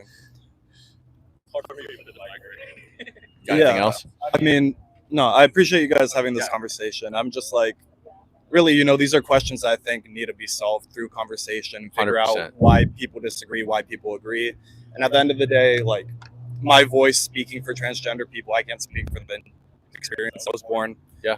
As a man. Sure. I identify as a man. But, hey, I want to say, you know, you were there yesterday and you were respectful. There was a lot of chaos yesterday, but you were there and you were respectful, and you came back today and you were respectful again. So I really appreciate it. Yeah. Nice to you. Yeah. Thank you so much. Thank you. Hi. How's it going? Hi. This is meet my you. first time ever speaking, you know, about anything. So I did write a little Talk bit a little down. closer to the mic. Okay, I did write a little bit down Totally just okay. to talk about. And I really just want to talk about Charlie Kirk and Yeah. things like that. So just give me time. No worries. But Take your time. for me personally, as a Black woman in America, I don't have really any empathy for him, to be honest, because of the things that he spoke about, the words that came out of his mouth, him saying, you know, hurtful and hateful things. I don't feel like me or anyone else here, if we don't have empathy for him, should be ridiculed, or, you know, talked about bad for not having empathy for him. Yeah. I can't force you to have empathy for Charlie. I have a lot of, you know, I mean, honestly, Charlie's death has devastated me, and I know that it's devastated a lot of other people around me. A lot of we actually have a friend who spoke to Charlie the night before he died. We're just like, it's just hard for us, right? So, but I can't force you to have empathy for Charlie. The only thing that I haven't issue with, like an active, proactive issue with, is when people celebrate his death, because I don't think that anybody who's a peaceful person who was killed for their words should be murdered. Can I ask you what hurtful and hateful things Charlie said? Okay, so him stating that it's okay for certain that gun deaths should happen to withhold the Second Amendment was wrong. Him saying that empathy was a made up word. Him saying that the civil rights movement was a mistake. Even him talking about Juneteenth and how that shouldn't be a holiday when it literally ended slavery and is a way to, you know, like uplift people from moving on slavery and things like that. The words that he spoke targeted Black people, women, LGBTQ people, immigrants. Him saying even that people born here in the United States from immigrants shouldn't be allowed in the U.S. is wrong as well. I also feel like just to clarify, yeah. Could we hear that list just one more time? Because I want to go through some of these. And by the way, there's at least one in there that I disagree with Charlie on, and that's Juneteenth. I think that Juneteenth should be celebrated. I don't know why Charlie said this. I don't know the context around the quote, but I think if not for anything else, all Republicans should support Juneteenth, because guess who freed the slaves? Abraham Lincoln. He was a Republican, the first Republican. And we shouldn't have slavery in the country. I don't know why that's not something that we should all agree on. But for the conservatives listening, Juneteenth should be celebrated, if not for anything other than, if you don't care about slaves, Abraham Lincoln was a Republican and he did it. Slaves were freed in the North by 1804, though. That was 5 years before Lincoln was born. What president made Juneteenth a federal holiday? I'm not sure who it was. It's Trump. Really? It was Trump? In 2019 or 2020. I didn't know that. What were the other statements? Okay.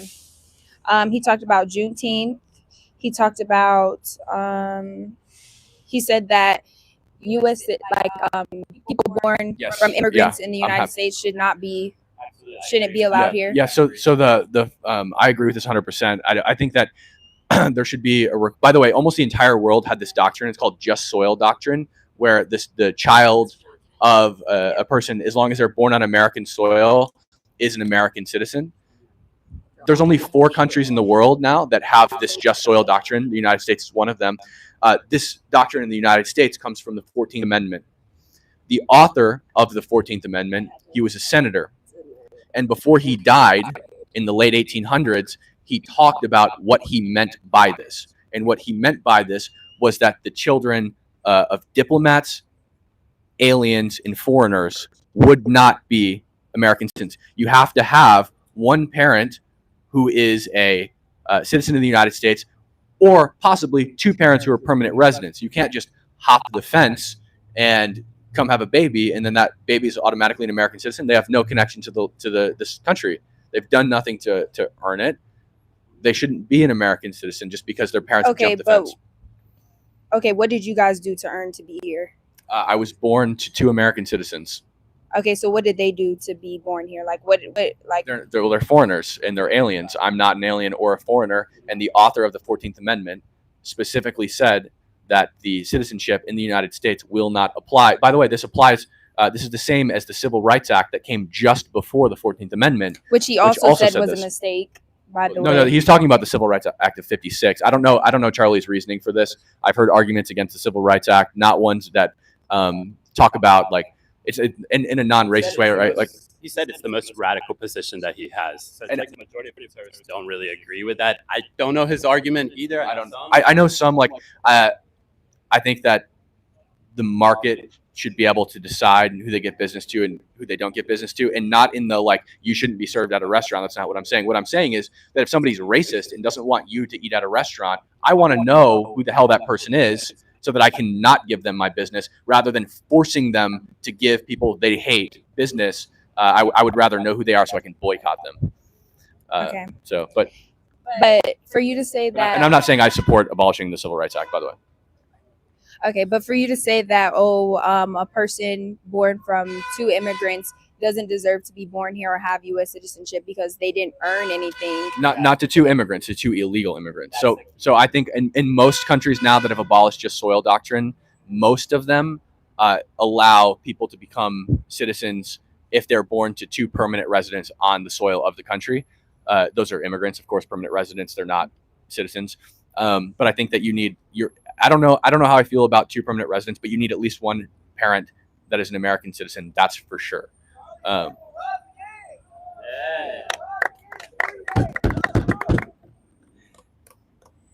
I just want to also add that I'm an immigrant. I came to the country legally. I don't think Charlie Kirk is against immigrants like myself. He's against people abusing our laws or violating our laws, which illegal immigrants tend to do. And then they come to our country and abuse a loophole that allows them to have a kid in the country. And now you have 2 illegal immigrants with a U.S. citizen. And by the way, so I just told you about how the author of the 14th Amendment specifically and very clearly outlined that this would not apply to foreigners, the children of diplomats, or aliens.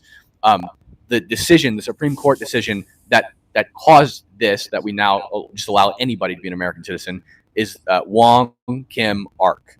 Okay, and it was done roughly 15 years after the author of the 14th Amendment died. They waited for him to die, and then they totally desecrated the document that he wrote and ratified. Okay. Senator Howard.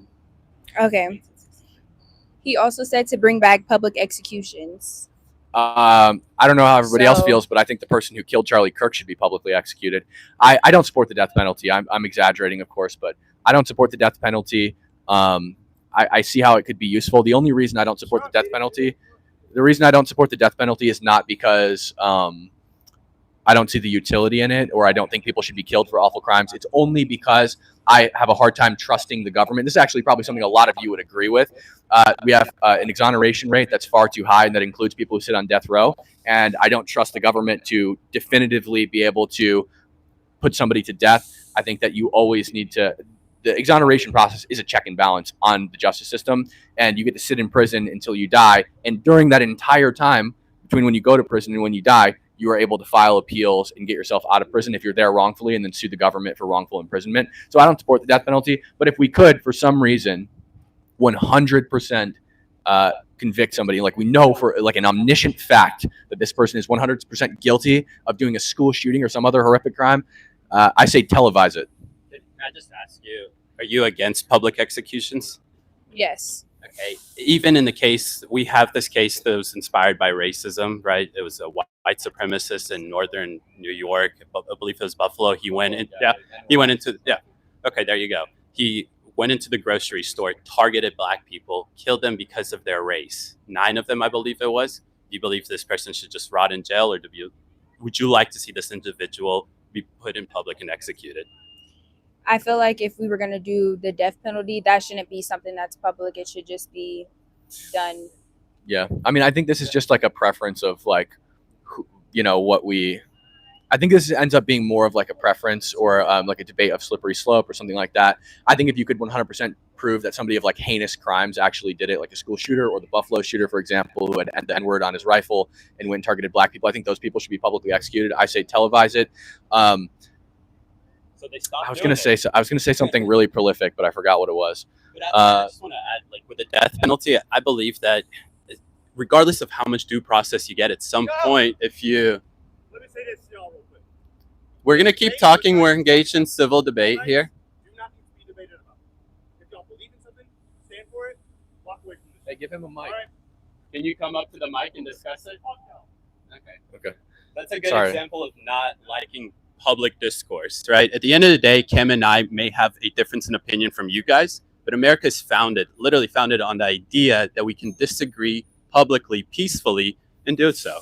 And we want all of you to have a voice. That's why we're here. That's why we put a mic in front of you guys and give you the opportunity to come up here and speak in front of a lot of people. There's a lot of people watching at home, and I think it's important that everybody see these debates. And so I'm sorry you got cut off. It's fine. I also feel like a lot of people are now coming out to talk about how he died, but I don't see anyone talking about people in Gaza. I don't see anyone talking about the House Speaker Melissa and her husband who died, which they died from a Trump supporter. I think David can talk about this a little bit more about how that person wasn't a Trump supporter. But what I would say is, like, I right now unequivocally condemn the death of Melissa Hortman. And notice how I think this sign actually does say R.I.P. Charlie Kirk, but he's just the most recent one. Nobody should be killed for their opinions. That includes communists. It includes Nazis. Until you act on your opinions in a violent way, you shouldn't be harmed because of them. And even then, you're not being harmed because of your opinion. You're being harmed because you hurt somebody. furthermore, just as a like notice for everybody, he's a Jew. I'm a Zionist. We love to talk about Israel. We talk about it probably too much. It's not something that we're talking about on this tour, not because we're afraid of talking about it or anything like that, but just because there's a lot of conspiracy theories that Charlie Kirk was killed by Israel, and it's really something that is divided.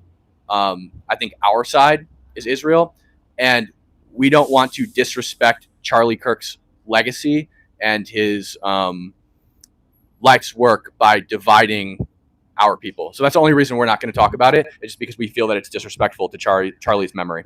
Okay. We'll be talking about it eventually, though. Also, what legacy do you think that he has? His legacy, I think, was encouraging people to have free speech, free dialogue, showing people to be fearless in their opinions, whether they're like me or they're like you, giving people like you a platform, giving people like me and David a platform. His mission was to free speech. More importantly to him, his faith. I'm not religious, but obviously Charlie's faith was very important to him, and free speech as well. So I think that was his legacy. Okay, yes, I've heard a lot about people saying that he was a Christian and things like that, but as far as I know, anything that he spoke about wasn't in the Word of God or showing anything He talked about his faith a lot. I think it was probably the thing he talked about most, actually. He tried not to talk about his faith when he was sitting at a table like this with me and you, because I don't know, are you religious? Yeah. Okay, you are religious. Well, a lot of people who hold your beliefs, secularism is obviously more common on the left. And so David and I, if we were religious, right, we're not going to make an argument at a non-religious person from a religious perspective, because it's never going to matter to them. And so we try, religious conservatives or religious anybody tries to argue their opinions on a secular basis so that people can understand them and sort of realize that there's an argument outside of religion. And so that, because like you can't basically like compare apples to oranges, right? If he's not a Christian, I'm a Christian. I can't argue Christianity to him because he doesn't care. He's not a Christian. And so I think that's why you didn't hear Charlie on college campuses talking about faith a lot, but he talked about it a lot on his podcast. And he would stand in front of his supporters. Let's say you guys are all Trump supporters. We've got the opposite that Charlie had.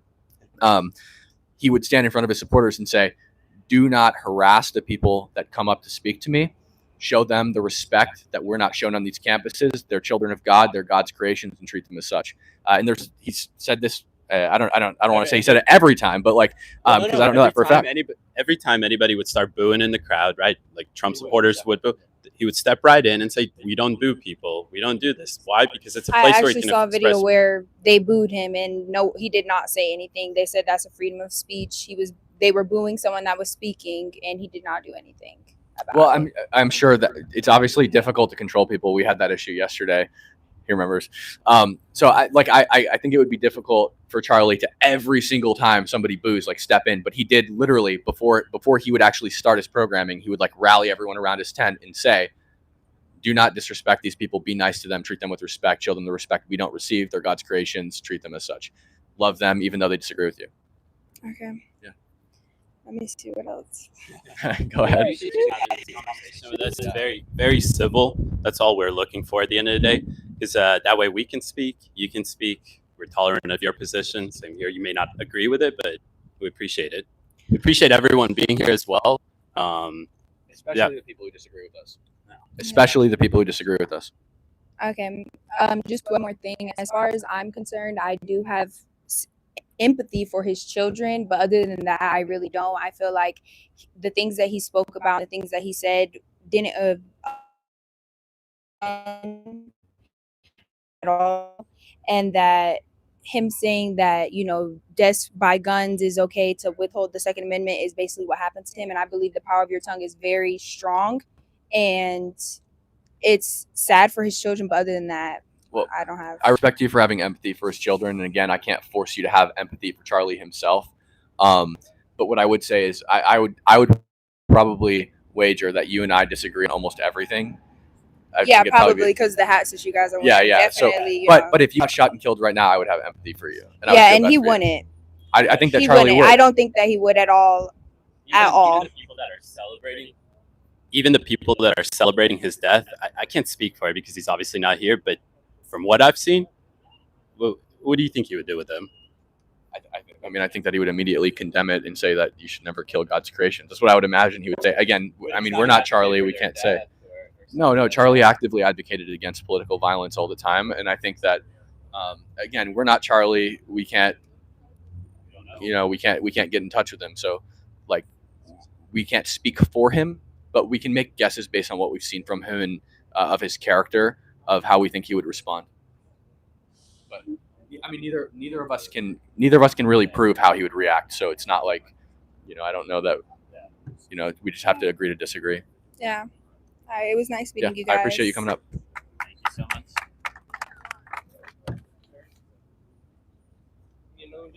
How's it going? Hello. Nice to meet you. I'm good. How are you? Good. So I don't. So I don't actually necessarily disagree with anything up here. I'm a Christian, so I think celebrating anybody's death is wrong, especially from the framework of thinking that if you think they were a Christian and they died, then you should be rejoicing that they're in heaven, and if you think they were a bad person, you should be grieved that they're in hell now. To celebrate that the blood of Jesus didn't reach someone is, for lack of a better word, the minds of the devil himself. And I also think that in the conversation of if a man can become a woman, it is not logically possible, because to become the other sex is to say that you're becoming a point of origin, and you can't do that because it's a point of origin. It's the start of something. You can't become the start of, because then the timeline here would have to disappear, for it to be like an origin. But honestly, I came up to ask a question. It's something that I'm kind of struggling with right now in my own mind. They're saying they can hear us a little closer. Okay, yeah. Got you. You're gonna almost eat the mic. That's what I've had to learn. Yes. So my question is, what is free speech? Because the kind of mental gymnastics I've been doing recently is, you start with the first base definition. Free speech is saying whatever you believe, like whatever you want to say. That's free speech. But then I point to an example in North Korea, where they say whatever they want to say, but they're conditioned to say what they want to say. And so then you would say, okay, well, free speech is saying what you want to say absent external influence. But then you have the problem that you're molded by your environment. So then there's no such thing as speaking without outside influence. And so then I'm really struggling to figure out what free speech is, because it seems like it exists, but there's no way to describe it with semantics. Sure. I'll ask you, do you believe that any government authority or agency is able to dictate to you what is hate speech? Classify your speech as hate speech? Does that make sense to you? I guess, so I'm a law student, so I take semantics really seriously. I guess I don't necessarily know what you mean by that. So, for example, if Trump tomorrow decided that every time that you call me a fascist, that is hate speech and you should end up in jail, do you think that is freedom of speech? Freedom of speech on my part or his? Just in general, do you think that there's freedom of speech in the society that you live when something like that happens? You want to express, right, yeah. Call me a fascist, but the government tells you that you can't call him a fascist because that's considered hate speech. And then you go to jail for that, or the cops pay you a visit and then you have to pay a fine for that. Right. Do you think that is your ability to express your opinion in a country or a society? Well, I guess, are you talking about free speech in the legal sense or in the moral sense? Well, what are you arguing, I guess, or having trouble figuring out? I'm saying it from the legal side, I'm guessing, right? The moral sense. From So the moral sense. It's like a meta argument, sort of. Okay. I don't know how one could even begin to express an opinion without that opinion being previously influenced on them or exposed to them or revealed to them. Sure, yeah. What is putting trouble with when it comes down to freedom of speech? At what point is it not speech that is protected? Or I guess my problem is I don't know when speech is considered. I don't know how to define what we believe free speech is. Well, for me, it's simple, again, because I look at it as any suppression of my ability to voice my opinion in public, right? Are there precedents that can be set that say, hey, his opinion is directly tied to violence that was incited? Absolutely. We've seen examples of that. We even have a test to determine if that is an actual thing in America. It's called the Brandenburg test. is created because an individual that was supportive of the KKK, they televised his speech, and then he said, we're going to go burn this or do something, and then immediately afterwards something happened. So people wanted to say that his speech is directly tied to those actions. I don't believe they were able to. He's shaking his head. Do you remember if they were able to prove that in court? They weren't. They right. He didn't pass the Edinburgh test. Exactly. So that is a good example of how an agency or government, something that is not citizens, is actually able to control speech and no longer that be considered free speech. I don't know how I feel about that, because I certainly believe that if you incite violence with your speech, that should be against the law. But I'm kind of, I guess, in the same position of you, where it's like, well, it's still you expressing your speech. So I don't know what Kim may be thinking about it, but sorry, I was dealing with technical difficulties. What was the question? Like, what is free speech morally, like in the moral sense? I would say that the only places speech should be limited is incitement and threatening. Yeah, exactly. So if you incite, so like if I say, "Hey, everybody, attack that guy right there," because he looks weird. I'm gonna be making fun of him all day. That's right, incitement. I'm telling people to go attack somebody, and if they do it, then I'm responsible. Or if I say, "Hey, David, I'm gonna kill you," I'm now I'm threatening David. That's a threat on his life, and that should be illegal. And that's where I would say, basically, anything other than that should be free speech. Okay, so I guess my main contention is in like a framework of a meta argument of what is this thing. I guess my problem is I can't assign a definition to the concept of free speech without there being some sort of problem. Because you feel like because you feel like there are places that are limited, and then if it's limited, it's not free speech. Is that why? Essentially. Yeah. So I would the say problem. if you have to qualify it and say I believe in free speech except then hey, that's fine too. Like, so I would say, like, I mean, I usually do this automatically anyway, just because I'm so careful about like qualifying what I say so that people don't say, well, what about, that it's like, I believe in absolute freedom of speech except incitement and threats. And we have the test for it in America, the Brandenburg test that we were talking about.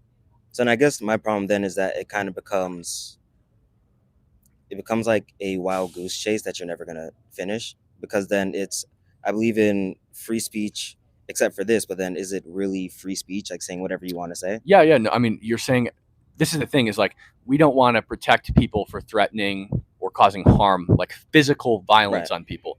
But what we do want to protect is that you can have any political opinion that you want. And I think it's dangerous when you carry out violence against people with certain political opinions, because everybody know Nick Fuentes. Can I get a show of hands here?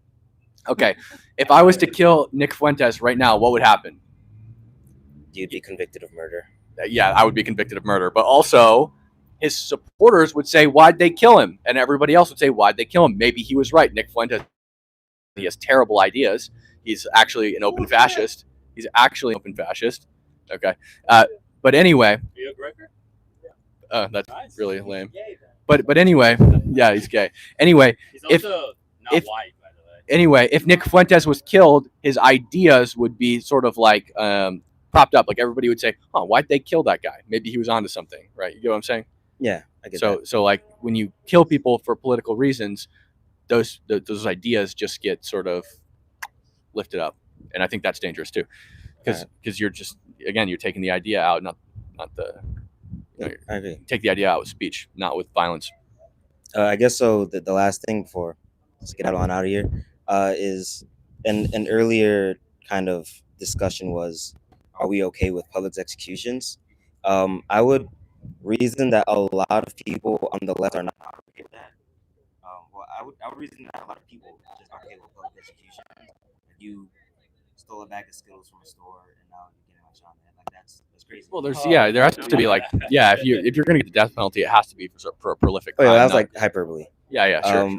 So like, I agree with that. I don't think public execution should be a thing.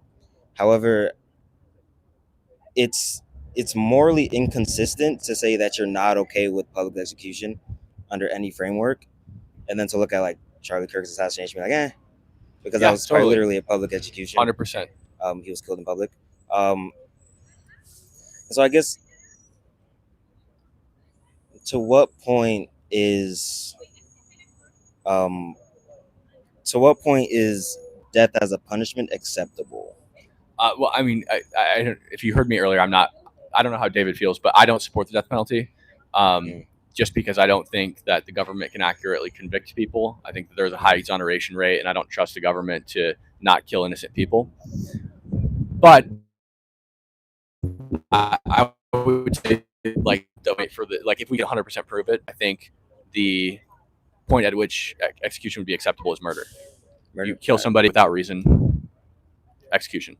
My whole idea behind public executions, it's a little bit more, I guess, radical than that. It's that when things start to happen, like the assassination of Charlie Kirk, and we've had 2 attempted assassinations on President Trump, to me, it seems like it's a trend that's starting to happen.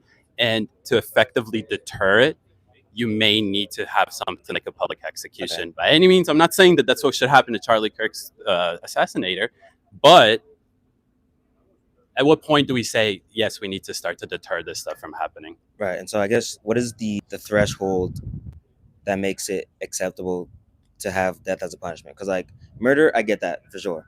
But then what happens to the person that, like...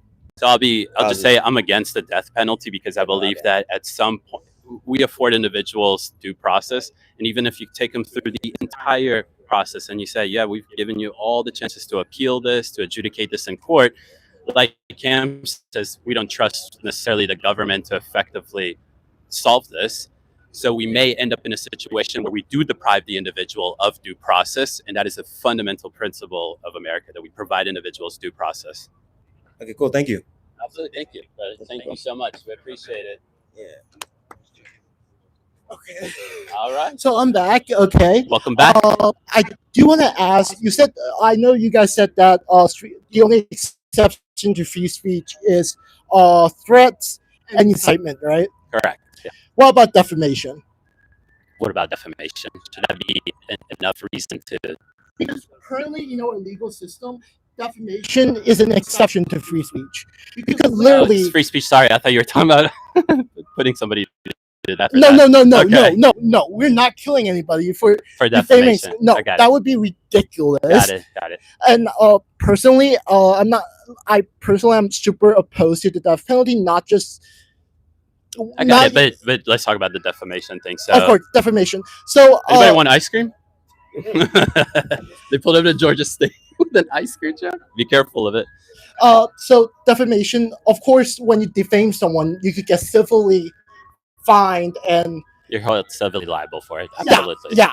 And that's of course a exception to free speech. And now we also know that our current president is known for filing a lot of defamation lawsuits.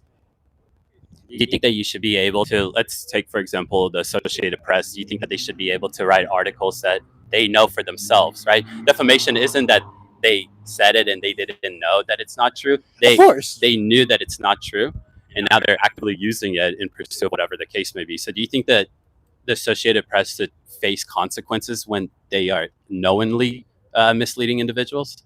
Of course, that's absolutely should be the standard. It should not be a criminal penalty. Right? No, never. So in America, when it's not crime like that, right, we have the ability to hold individuals accountable for something that impacted me like that, even if they used words. It's almost the same thing as if they incited violence against me. They didn't, but they incited, I guess, I forgot the exact legal word that they use in what is defamation, but when you incite that against an individual, you have civil laws that you can use to pursue that individual. And I'd also like to say, like, defaming somebody is not illegal. There's no criminal statute for defaming somebody. Defamation, when you sue somebody for defamation, it's just a business disagreement. It's a quarrel between 2 people that's mediated by the state. So you go in and you say, this person defamed me and I lost X amount of revenue because they defamed me. People stopped listening to me. They stopped buying my product, whatever it was. And then that person, basically you mediate an agreement with that person to reimburse you for what they caused you to lose. And it's only for lies. And also, I actually want to say... Can I ask you though real quickly? No, you're fine. Do you disagree with that though? Disagree with what? With the ability, because you said that you don't like that well, I'm not sure what you said, but you brought up defamation as a point of restricting free speech essentially. Yeah, personally, I don't. Okay, I just say it this way. I don't even think defamation. Like, I understand there's should be civil law that protects people's reputation. Of course, people shouldn't be able to go around and just start defaming people. That would be horrendous. But there is actually a state in the United States that have criminal penalty for defamation. I forgot which state it was, but Maybe California. No. it's actually not California. I know. I think it's northern area. It's like northeast. I forgot which state. But they do have a criminal penalty for defamation, and there was actually a really interesting federal courts of appeal court case where the federal courts of appeal actually said that it was constitutional under the First Amendment. It's interesting. That's interesting. I'll have to look that up because I don't know how that goes against like what the Supreme Court has set as a precedent, but it's interesting. I mean, states have the it's right. definitely interesting. But I do want to move on to talk about trans people because, so I do want to talk about trans people because that's actually the first thing, the sign that drew me to you guys. Debate was the trans people sign, and I do have to say that I actually know a lot of trans people myself. As a gay man, I was in my school GSA when I was in high school, so I met a lot of trans people, I met a lot of gay people, I met a lot of bi people, I met a lot of people who were part of the LGBTQ plus community, and I could tell you a lot of times when you transition, it makes them feel better, and it actually changes how you could perceive them because, like, I understand that, but that still doesn't make a man a woman. I'm gonna get to that. Gonna get to that. Because I'm trying to get you're saying that it's affirming that mental illness is not helping them, but it actually really is because like he originally was assigned female at birth, and he's transitioned to a man, and he took testosterone injection. He got puberty blockers. He got testosterone injection, and now his voice is really, really deep. Like last time I saw him, if it wasn't because I'd known him before, I would have thought he was a cis person. But that's the point. And like I get what you're saying when a woman cannot biologically produce something, but the thing is, we actually medicine have advanced to a point that we can. We can't because again, the definition of a woman is an adult human female. An adult human female is of or denoting a person belonging to the sex capable of producing ova, and no matter how hard a man tries, he will never be able to produce ova, and therefore he can never be a woman. Okay, I'm pretty sure there's conditions there where a woman cannot produce ova as well. There are, but a woman who cannot produce ova, who cannot have children, is still of or denoting the sex capable of producing ova. So her sex, the sex that she falls into, as a category, produces ova. The same for a man. A man who doesn't have sperm or has a low sperm count is still of or denoting the sex capable of producing sperm. So no matter how hard a man or a woman tries to be the opposite, there is no medical advancement that currently exists that allows women to produce sperm or men to produce ova, so they can't be men, they can't be women, right? So now, can you look like one? Sometimes, usually not, but sometimes you can. Actually, at this point, with how far gender affirming care has come, all of them, if you go through the full set of transition, you can. Like I said, sometimes, but usually not. I mean, usually you can tell, and I don't think that many people would dispute that. But it doesn't matter because ultimately they still cannot be the opposite sex, no matter how hard they try. Okay, they can't be the opposite sex. Okay, I get what you're saying. Regardless what they call themselves, right? Regardless of how much it's affirmed, regardless of how many surgeries they've done, regardless of realistically anything, it doesn't change the biological fact there, right? Yeah. So there you go. That proves the sign. Men cannot be women. Okay. Whatever the sign says. I'm sure. Yeah, you guys say man cannot be woman. It's been a while. I forgot the sign Yeah, says. I get that. But what I was kind of trying to say was, you said that it's a mental disorder that's the only one that's affirmed, and I think you brought up people that wanted to do to be able individuals that wanted to be disabled, right? If I'm not correct. If I'm not misremembering what you Correct. said. Yeah, I don't know what they're called. I forgot about that. I think I actually also don't know what they're called, but I think the trans disabled. I think it's trans-abled or something like that. I'm not sure. I think it is. Yeah, But I think there is a psychiatric term for it. I think it was body integrity disorder or something like that. Sure. And actually there is it's not a developing field, so it's not a consensus yet. But there are some psychologists, psychiatrists, mental health professionals that say that we should take the same logic. Yeah, and they're lying to you. Unfortunately, I have to just be honest with you that they're lying to you. Why do I say that they're lying to you? Because there's no long-term studies for any of this stuff. The only relevant study that we have, again, from the Mayo Clinic, is that post-surgery, the 8th year is the highest rate of suicide for individuals, for transgender individuals, obviously. We don't have any long-term studies, and we have this only statistic available. So any doctor or psychiatrist that affirms that belief is lying to you. And here's the reality of it. Why are they lying to you? Because they have an interest for you to become a lifelong patient for Big Pharma. Okay, then I want to ask. Okay, so okay, I get what you're saying. Then if they have an interest in being a lifelong patient, okay, then what about ADHD and autism? Because I have both, and I could tell you right now, my ADHD and autism is not going anywhere soon, and I'm also gonna be a lifelong patient because if I want to function, I need to take my stimulants. It's how I function, but we don't say that there's an entire movement that we say people with ADHD should be affirmed and shouldn't be discriminated against. But I think, but again, ADHD is where you get medication and you get treatment for it. But I do think that the whole ADHD thing, in a lot of cases, for most people, is extremely overhyped. When I was a kid, I was clinically diagnosed with ADHD, and I went to the doctors and they put me on Ritalin. Ritalin gave me murderous nightmares. As a 7-year-old, it was horrific. I don't remember them, but and they were vivid. I went to my parents in the middle of the night sobbing because I was having these nightmares. And then I went back and they took me off the Ritalin and they put me on Adderall. And Adderall did the same thing. And it made me it just messed me up, right? And that's why to this day I don't take prescription medication.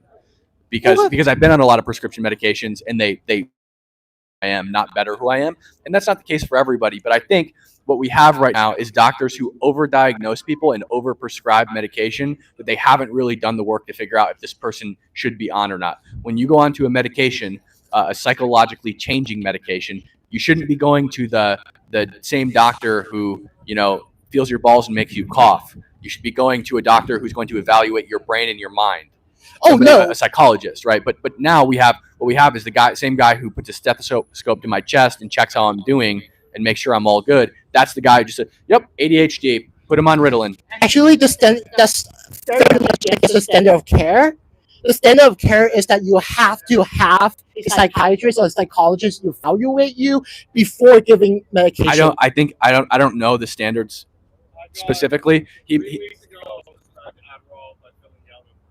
That was Can you go up and say that? 3 weeks ago, I was prescribed Adderall by filling out a worksheet. Yeah, I had the same experience. When I wanted Adderall in college because I thought it's going to help me study for my test better, all I did was go to my regular doctor. I filled out a 10-question sheet and I passed. And what I'll say too is I've been on a lot of prescription medication in my life, which is why I'm not on prescription medication anymore because it really messed me up. And what I'll say is during my entire life, I only spoke to a psychiatrist that prescribed me a medication one time. And I can't speak to how the standards have changed now. He says that he just got Adderall from filling out a worksheet. I haven't been on prescription medication in a long time, so I don't know how things have changed. But this is, of course, my own. But for me, I got diagnosed with ADHD when I was 12. I think it was the year before I went into 8th grade, and I spoke with a psychiatrist for a long time. I had to get a referral. I had to get everything together. And then I got the diagnosis, and then I was given medication. And then even if I wanted to change my medication or increase the dose or whatever, I had to convince my doctor to do it. No, I understand. And I think that's how it should be done if it's going to be done. I think that doctors overprescribe medication a lot. even psychiatrists, I think, like I was on when I was a young teenager, I was on Lexapro. I was put on Lexapro, which is like I don't know what is it, an antidepressant or some shit. Yeah, yeah, Right? it's I was put on that, and I feel like I'm being experimented on, right? Because I get put on Lexapro, and I literally feel like I had suicidal thoughts, like I was gonna take my own life as a young teenager, and then they put me on Prozac, and it turned me into a zombie. And so it's like, I just got to the point where my mom would tell me to take the medication, I would just throw it in the trash, pretend I took it and throw it in the trash, because it's just I know it's destroying me, and Yes, psychiatric medication is one of those things where you have to be really careful, and that's why a lot of doctors says that psychiatry is a medical specialty that is very easy to be bad at, because it's very easy to just throw drugs at a problem. It really is.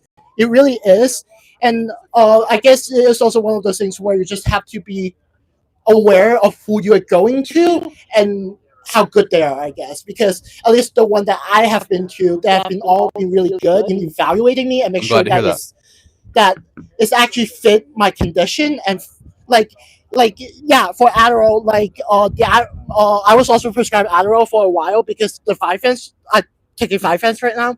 I also took 5-fence previously, but for a time I was on Adderall because there was a 5-fence shortage, and Adderall didn't work for me, and we just had to work with that. But I also want to go to the point that you said that because I think one of the I just want to say real quick, we'll respond to your next point, and then I just want to make sure that everybody behind you gets an opportunity to speak as well. Of course. I think again they might be getting a little tired. Yeah, pretty off topic. Yeah, I'm trying to direct it back to the transfuel stuff. No. Yes. Sorry. This is how my mind works. I just rambles I on totally and get on. it, man. I do the same thing. That's why I'm here. Yeah. So with the transfer, I think another person before us made the point that a lot of the mental health issue comes from discrimination and prejudice, right? That is scientifically true. There is actually a scientific theory out there that is called the minority stress model, and it was created by Dr. Elon Meyer in 2003. And that's been one of the most well-supported theory out there, where they found that consistent prejudice, discrimination, where perceived real, where they're hiding their identity, or where they even just, I think, use concealment, perceived discrimination, actual discrimination, and yeah, those are the three that I remember, and they consistently predict mental health problems. I'll just answer this with one question real quickly.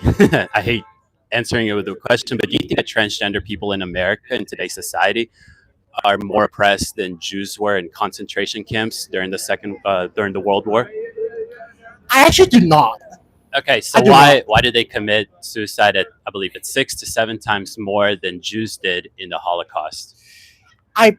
Honestly, I'm not sure, but I'm gonna. It's mental illness. It's not a societal constraint or society oppressing them. Because if that is the case, then explain to me again why they commit suicide 6 times more than Jews were in concentration camps during the Holocaust. I would argue that part of it is then how do we know how many Jews committed suicide in the Holocaust? Though, what records do we have? We don't want to go down this path, but the Holocaust was very, very well documented. Yes, right? of course, right? Of course. So let's think about it. You are in a concentration camp. You are dying of hunger. If you're not dead because a Nazi officer killed you, you're gonna die because of hunger or because of disease, because you're living with 200-300 people in one, 4x4 essentially. So obviously there was a high suicide rate of that. No, right? Like, I'm sure that is the reality of it. I don't know how they were able to show that that's the case, but I don't think they're lying to us. I also don't think because But the reality of it is that transgender individuals in America commit suicide 6 to 7 times more than Jews were during the Holocaust. And if your argument is because society's oppressing them, actually, I don't think. I always think that society oppressing them is not a complete explanation. So I think it's of course. I'm so sorry. It's just that at least what I think is and there's some empirical studies on this. It's not only discrimination part of it. It's also that actually trans people are more likely to be autistic and have ADHD. We've shown this either way. Autistic people are more likely to report gender diversity, and transgender people are more likely to for a autism diagnosis, and there was a study done by a psychologist that found that autistic symptoms and associated executive functioning difficulty actually predicted suicidality and the and depressive symptoms. So it's probably a multitude of factors. Discrimination is part of it. Probably something related to their neurodivergency, stuff like that. I'll say one more thing, and then I want to make sure that we get to the people behind you. I think that autistic people are oftentimes victims of gender ideology. My friend Maya Poet, for example, is extremely autistic, and she's a lesbian. Growing up, I talked about her earlier. She's the one who was bombed out of her transgenderness, right? So she basically, when she was a child, she hung out with boys and she made fun of girls. You know, that's what little boys do when they like girls, they make fun of them. And eventually she hit puberty and she didn't realize why the boys weren't hanging out with her anymore. But she still wanted to hang out with them, but they didn't want to hang out with her, right? And she's like very autistic. Like she didn't understand when people would say I have a crush on this person, she thought they were talking about orange soda. Right? She didn't understand. I get what you're saying. No, totally. Yeah. And so Maya didn't understand why the boys didn't want to hang out with her anymore. And she saw a documentary that her school played for her about gender transition and became obsessed with it because she thought that if she became the opposite sex, her friends would hang out with her again. She's now a radical anti-transgender person who has detransitioned fully and is proud in her identity as a lesbian woman. This is actually very interesting because she feels very wronged by the fact that she fell victim as an autistic person, probably likely because she's autistic, to this ideology. And I'll let you respond real quick, and then we'll move to the people behind. That is interesting. Then, actually, I don't really have a response to that because I actually haven't heard of that fact before, and I'm definitely gonna ponder upon that. It was nice talking with you guys. It was nice talking to you again. Thank you. Thank you. Have a good one. You too. How's it going? I'm good. How are you? Good. First, I want to say thank you for what y'all are doing. Thank you. You know, I always like a good conversation. You know, that's why I put on the Old Spice. That's one thing that Democrats and Republicans can agree on. They got the best sense. Yeah, totally. So I also wanted to talk about the trans debate. So do you guys acknowledge that trans people exist in society and in today's world? Yeah, I acknowledge that they exist. I just think they're wrong. Yeah, we'll just try to lean into it a little bit so we can hear it. We want to make sure everybody hears you. So I acknowledge that they exist. Like there are people in this world who think that they are the opposite sex, and I just think they're wrong. Do you think that throughout history, throughout history, there's been trans people documented in Egyptian societies, in Mayan societies, in ancient societies in China? Do you think that those are also wrong? Yeah, it wouldn't surprise me if there have been people who dressed up as the opposite sex and thought they were the opposite sex all throughout human history, but that doesn't change the fact that they're wrong. There have been people who are wrong all throughout human history. It's been a consistent fact. If there's one thing humans are good at, it's being wrong. And I think that these people are wrong. Yeah, and it's not. And when I say wrong, I don't mean they're morally wrong. I mean they're just factually incorrect. What about it do you think is factually incorrect? The fact that a man cannot be a woman or a woman cannot be a man. A woman is an adult human female. A female is defined as of or denoting the sex capable of producing ova. Men cannot produce ova, and therefore they cannot be female or woman. But like, why do you I mean this respectfully, y'all have different opinions than me, and I don't care. Totally. Right? Why do you care if someone else decides to define themselves as a female if they're a male, or define themselves as a male if they're a female? Yeah, so I think that adults should be allowed to do whatever they want with their own bodies. My only issue is when it starts affecting other people's bodies with like bathrooms and sports and stuff like that, but that's a whole nother conversation. The reason that I have an issue with it or I take objection is because I have a fervent loyalty to the truth. And I think that I should not be forced to tell a lie for the satisfaction of another person. If I want to tell a lie for the satisfaction of another person, that's my choice, but I should never be forced to do that.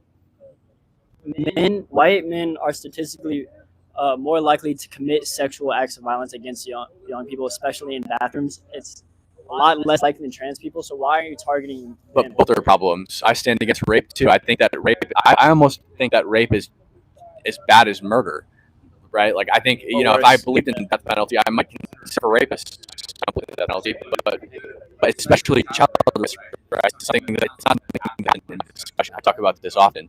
I think that rapists are terrible, and I don't care who's doing it: white men, black men, Mexican men, white women, black women. I don't care, because women do assault men, and men are just very unlikely to report it because, like, honestly, who wants to be the guy who came out and said he got raped by a woman? It's terrible, right? I think that we should encourage men to come out, but it's just difficult for men because we have a different complex in our head. But with that being said, yeah, both are bad, and I think that they're I don't. If a transgender person rapes somebody, bad. If a white man rapes somebody, bad. And they're equally as bad. One's not worse than the other. It's just they're both problems, and they need to be, but they're separate problems. They need to be addressed separately. And I want to say that the duty that the government has to you and I is to provide us public safety. So whether that is a white man causing the problem or a transgender individual, the reason why I have a social contract with the government and to give them forfeit any of my individual liberties is to provide me with some sort of public safety in return. So whether that individual is a white man or transgender, obviously with a transgender individual, that is policy that is allowing that to happen in the first place. We've seen that in North Carolina 10 years ago or so. So policy is driving this in the first place. So that's why we have a problem with it. We're not obsessed with the topic or any of that stuff. Can you acknowledge that a person simply being trans doesn't make them a rapist or make them more likely to commit an act of rape? Yeah, absolutely. What'd you say, Stark? Can you agree that just someone being trans does not make them a rapist, does not make them more likely to commit an act of rape? Absolutely. That's, I think, the biggest fight that Kim and I have is against the idea of stereotyping people, right? I'm an individual. Just because I wear a MAGA hat doesn't associate me with certain stereotypes that you may have about MAGA, right? So just because an individual is transgender doesn't mean right away that they'll assault somebody in the bathroom or something, right? What I'm bringing awareness to is, one, there have been examples of it. It's in places like Virginia, for example. The entire governor race was one topic. The fact that a middle school allowed this to happen and then try to hide it by allowing some policy like that to happen in the first place. So I grew up around a lot of trans people. I had a friend when I was little named Max, and when he was 8, he tried to kill himself, right? Tried to do it again when he was 7, and we would have pool parties. We would hang out with him, and he would tell us stories. He would say, I'm a girl. I'm like, nah, I'm looking at you, you're a boy. He's like, no, I'm a girl. After trying to kill himself twice and telling his parents about this over and over and over again, he was able to get gender affirming care and have hormone therapy treatment. Yeah, and now as a beautiful young woman is in college right now. I'm just wondering, what about that instance? Why you're against Matt actually able to go through that care and get that care quite literally saved his life. We don't know how many times he would have tried to attempt suicide again. Sure. Again, we don't have any long-term studies for this, so I don't know what's going to happen. We do. With Max. So there's the American Psychological Association, there's the National Institute of Health, and there's the American Pediatric Society. There's also a study by Oxford University, the American Historical Association, and Cambridge University. Sorry? Can you tell me who funds those studies? No, I cannot. Okay, so the study that you're quoting, especially the first one, was done by a company called Arbar. Arbar makes hormone-suppressing drugs. You know what they also do? What? They're owned by Pfizer. So Pfizer is the beneficial of Arbar. You can look up ARBOR.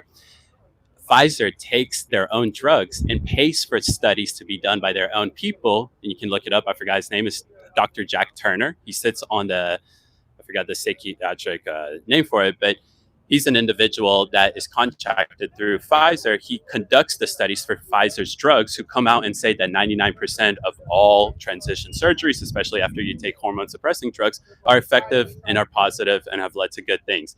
So when you have Big Pharma funding the studies for their own prescription drugs, and then they come out with a conclusion that 99% of individuals feel better after taking the drugs and having the surgery, I'm going to question that. Can you give me a study that goes against it? Yeah, Mayo.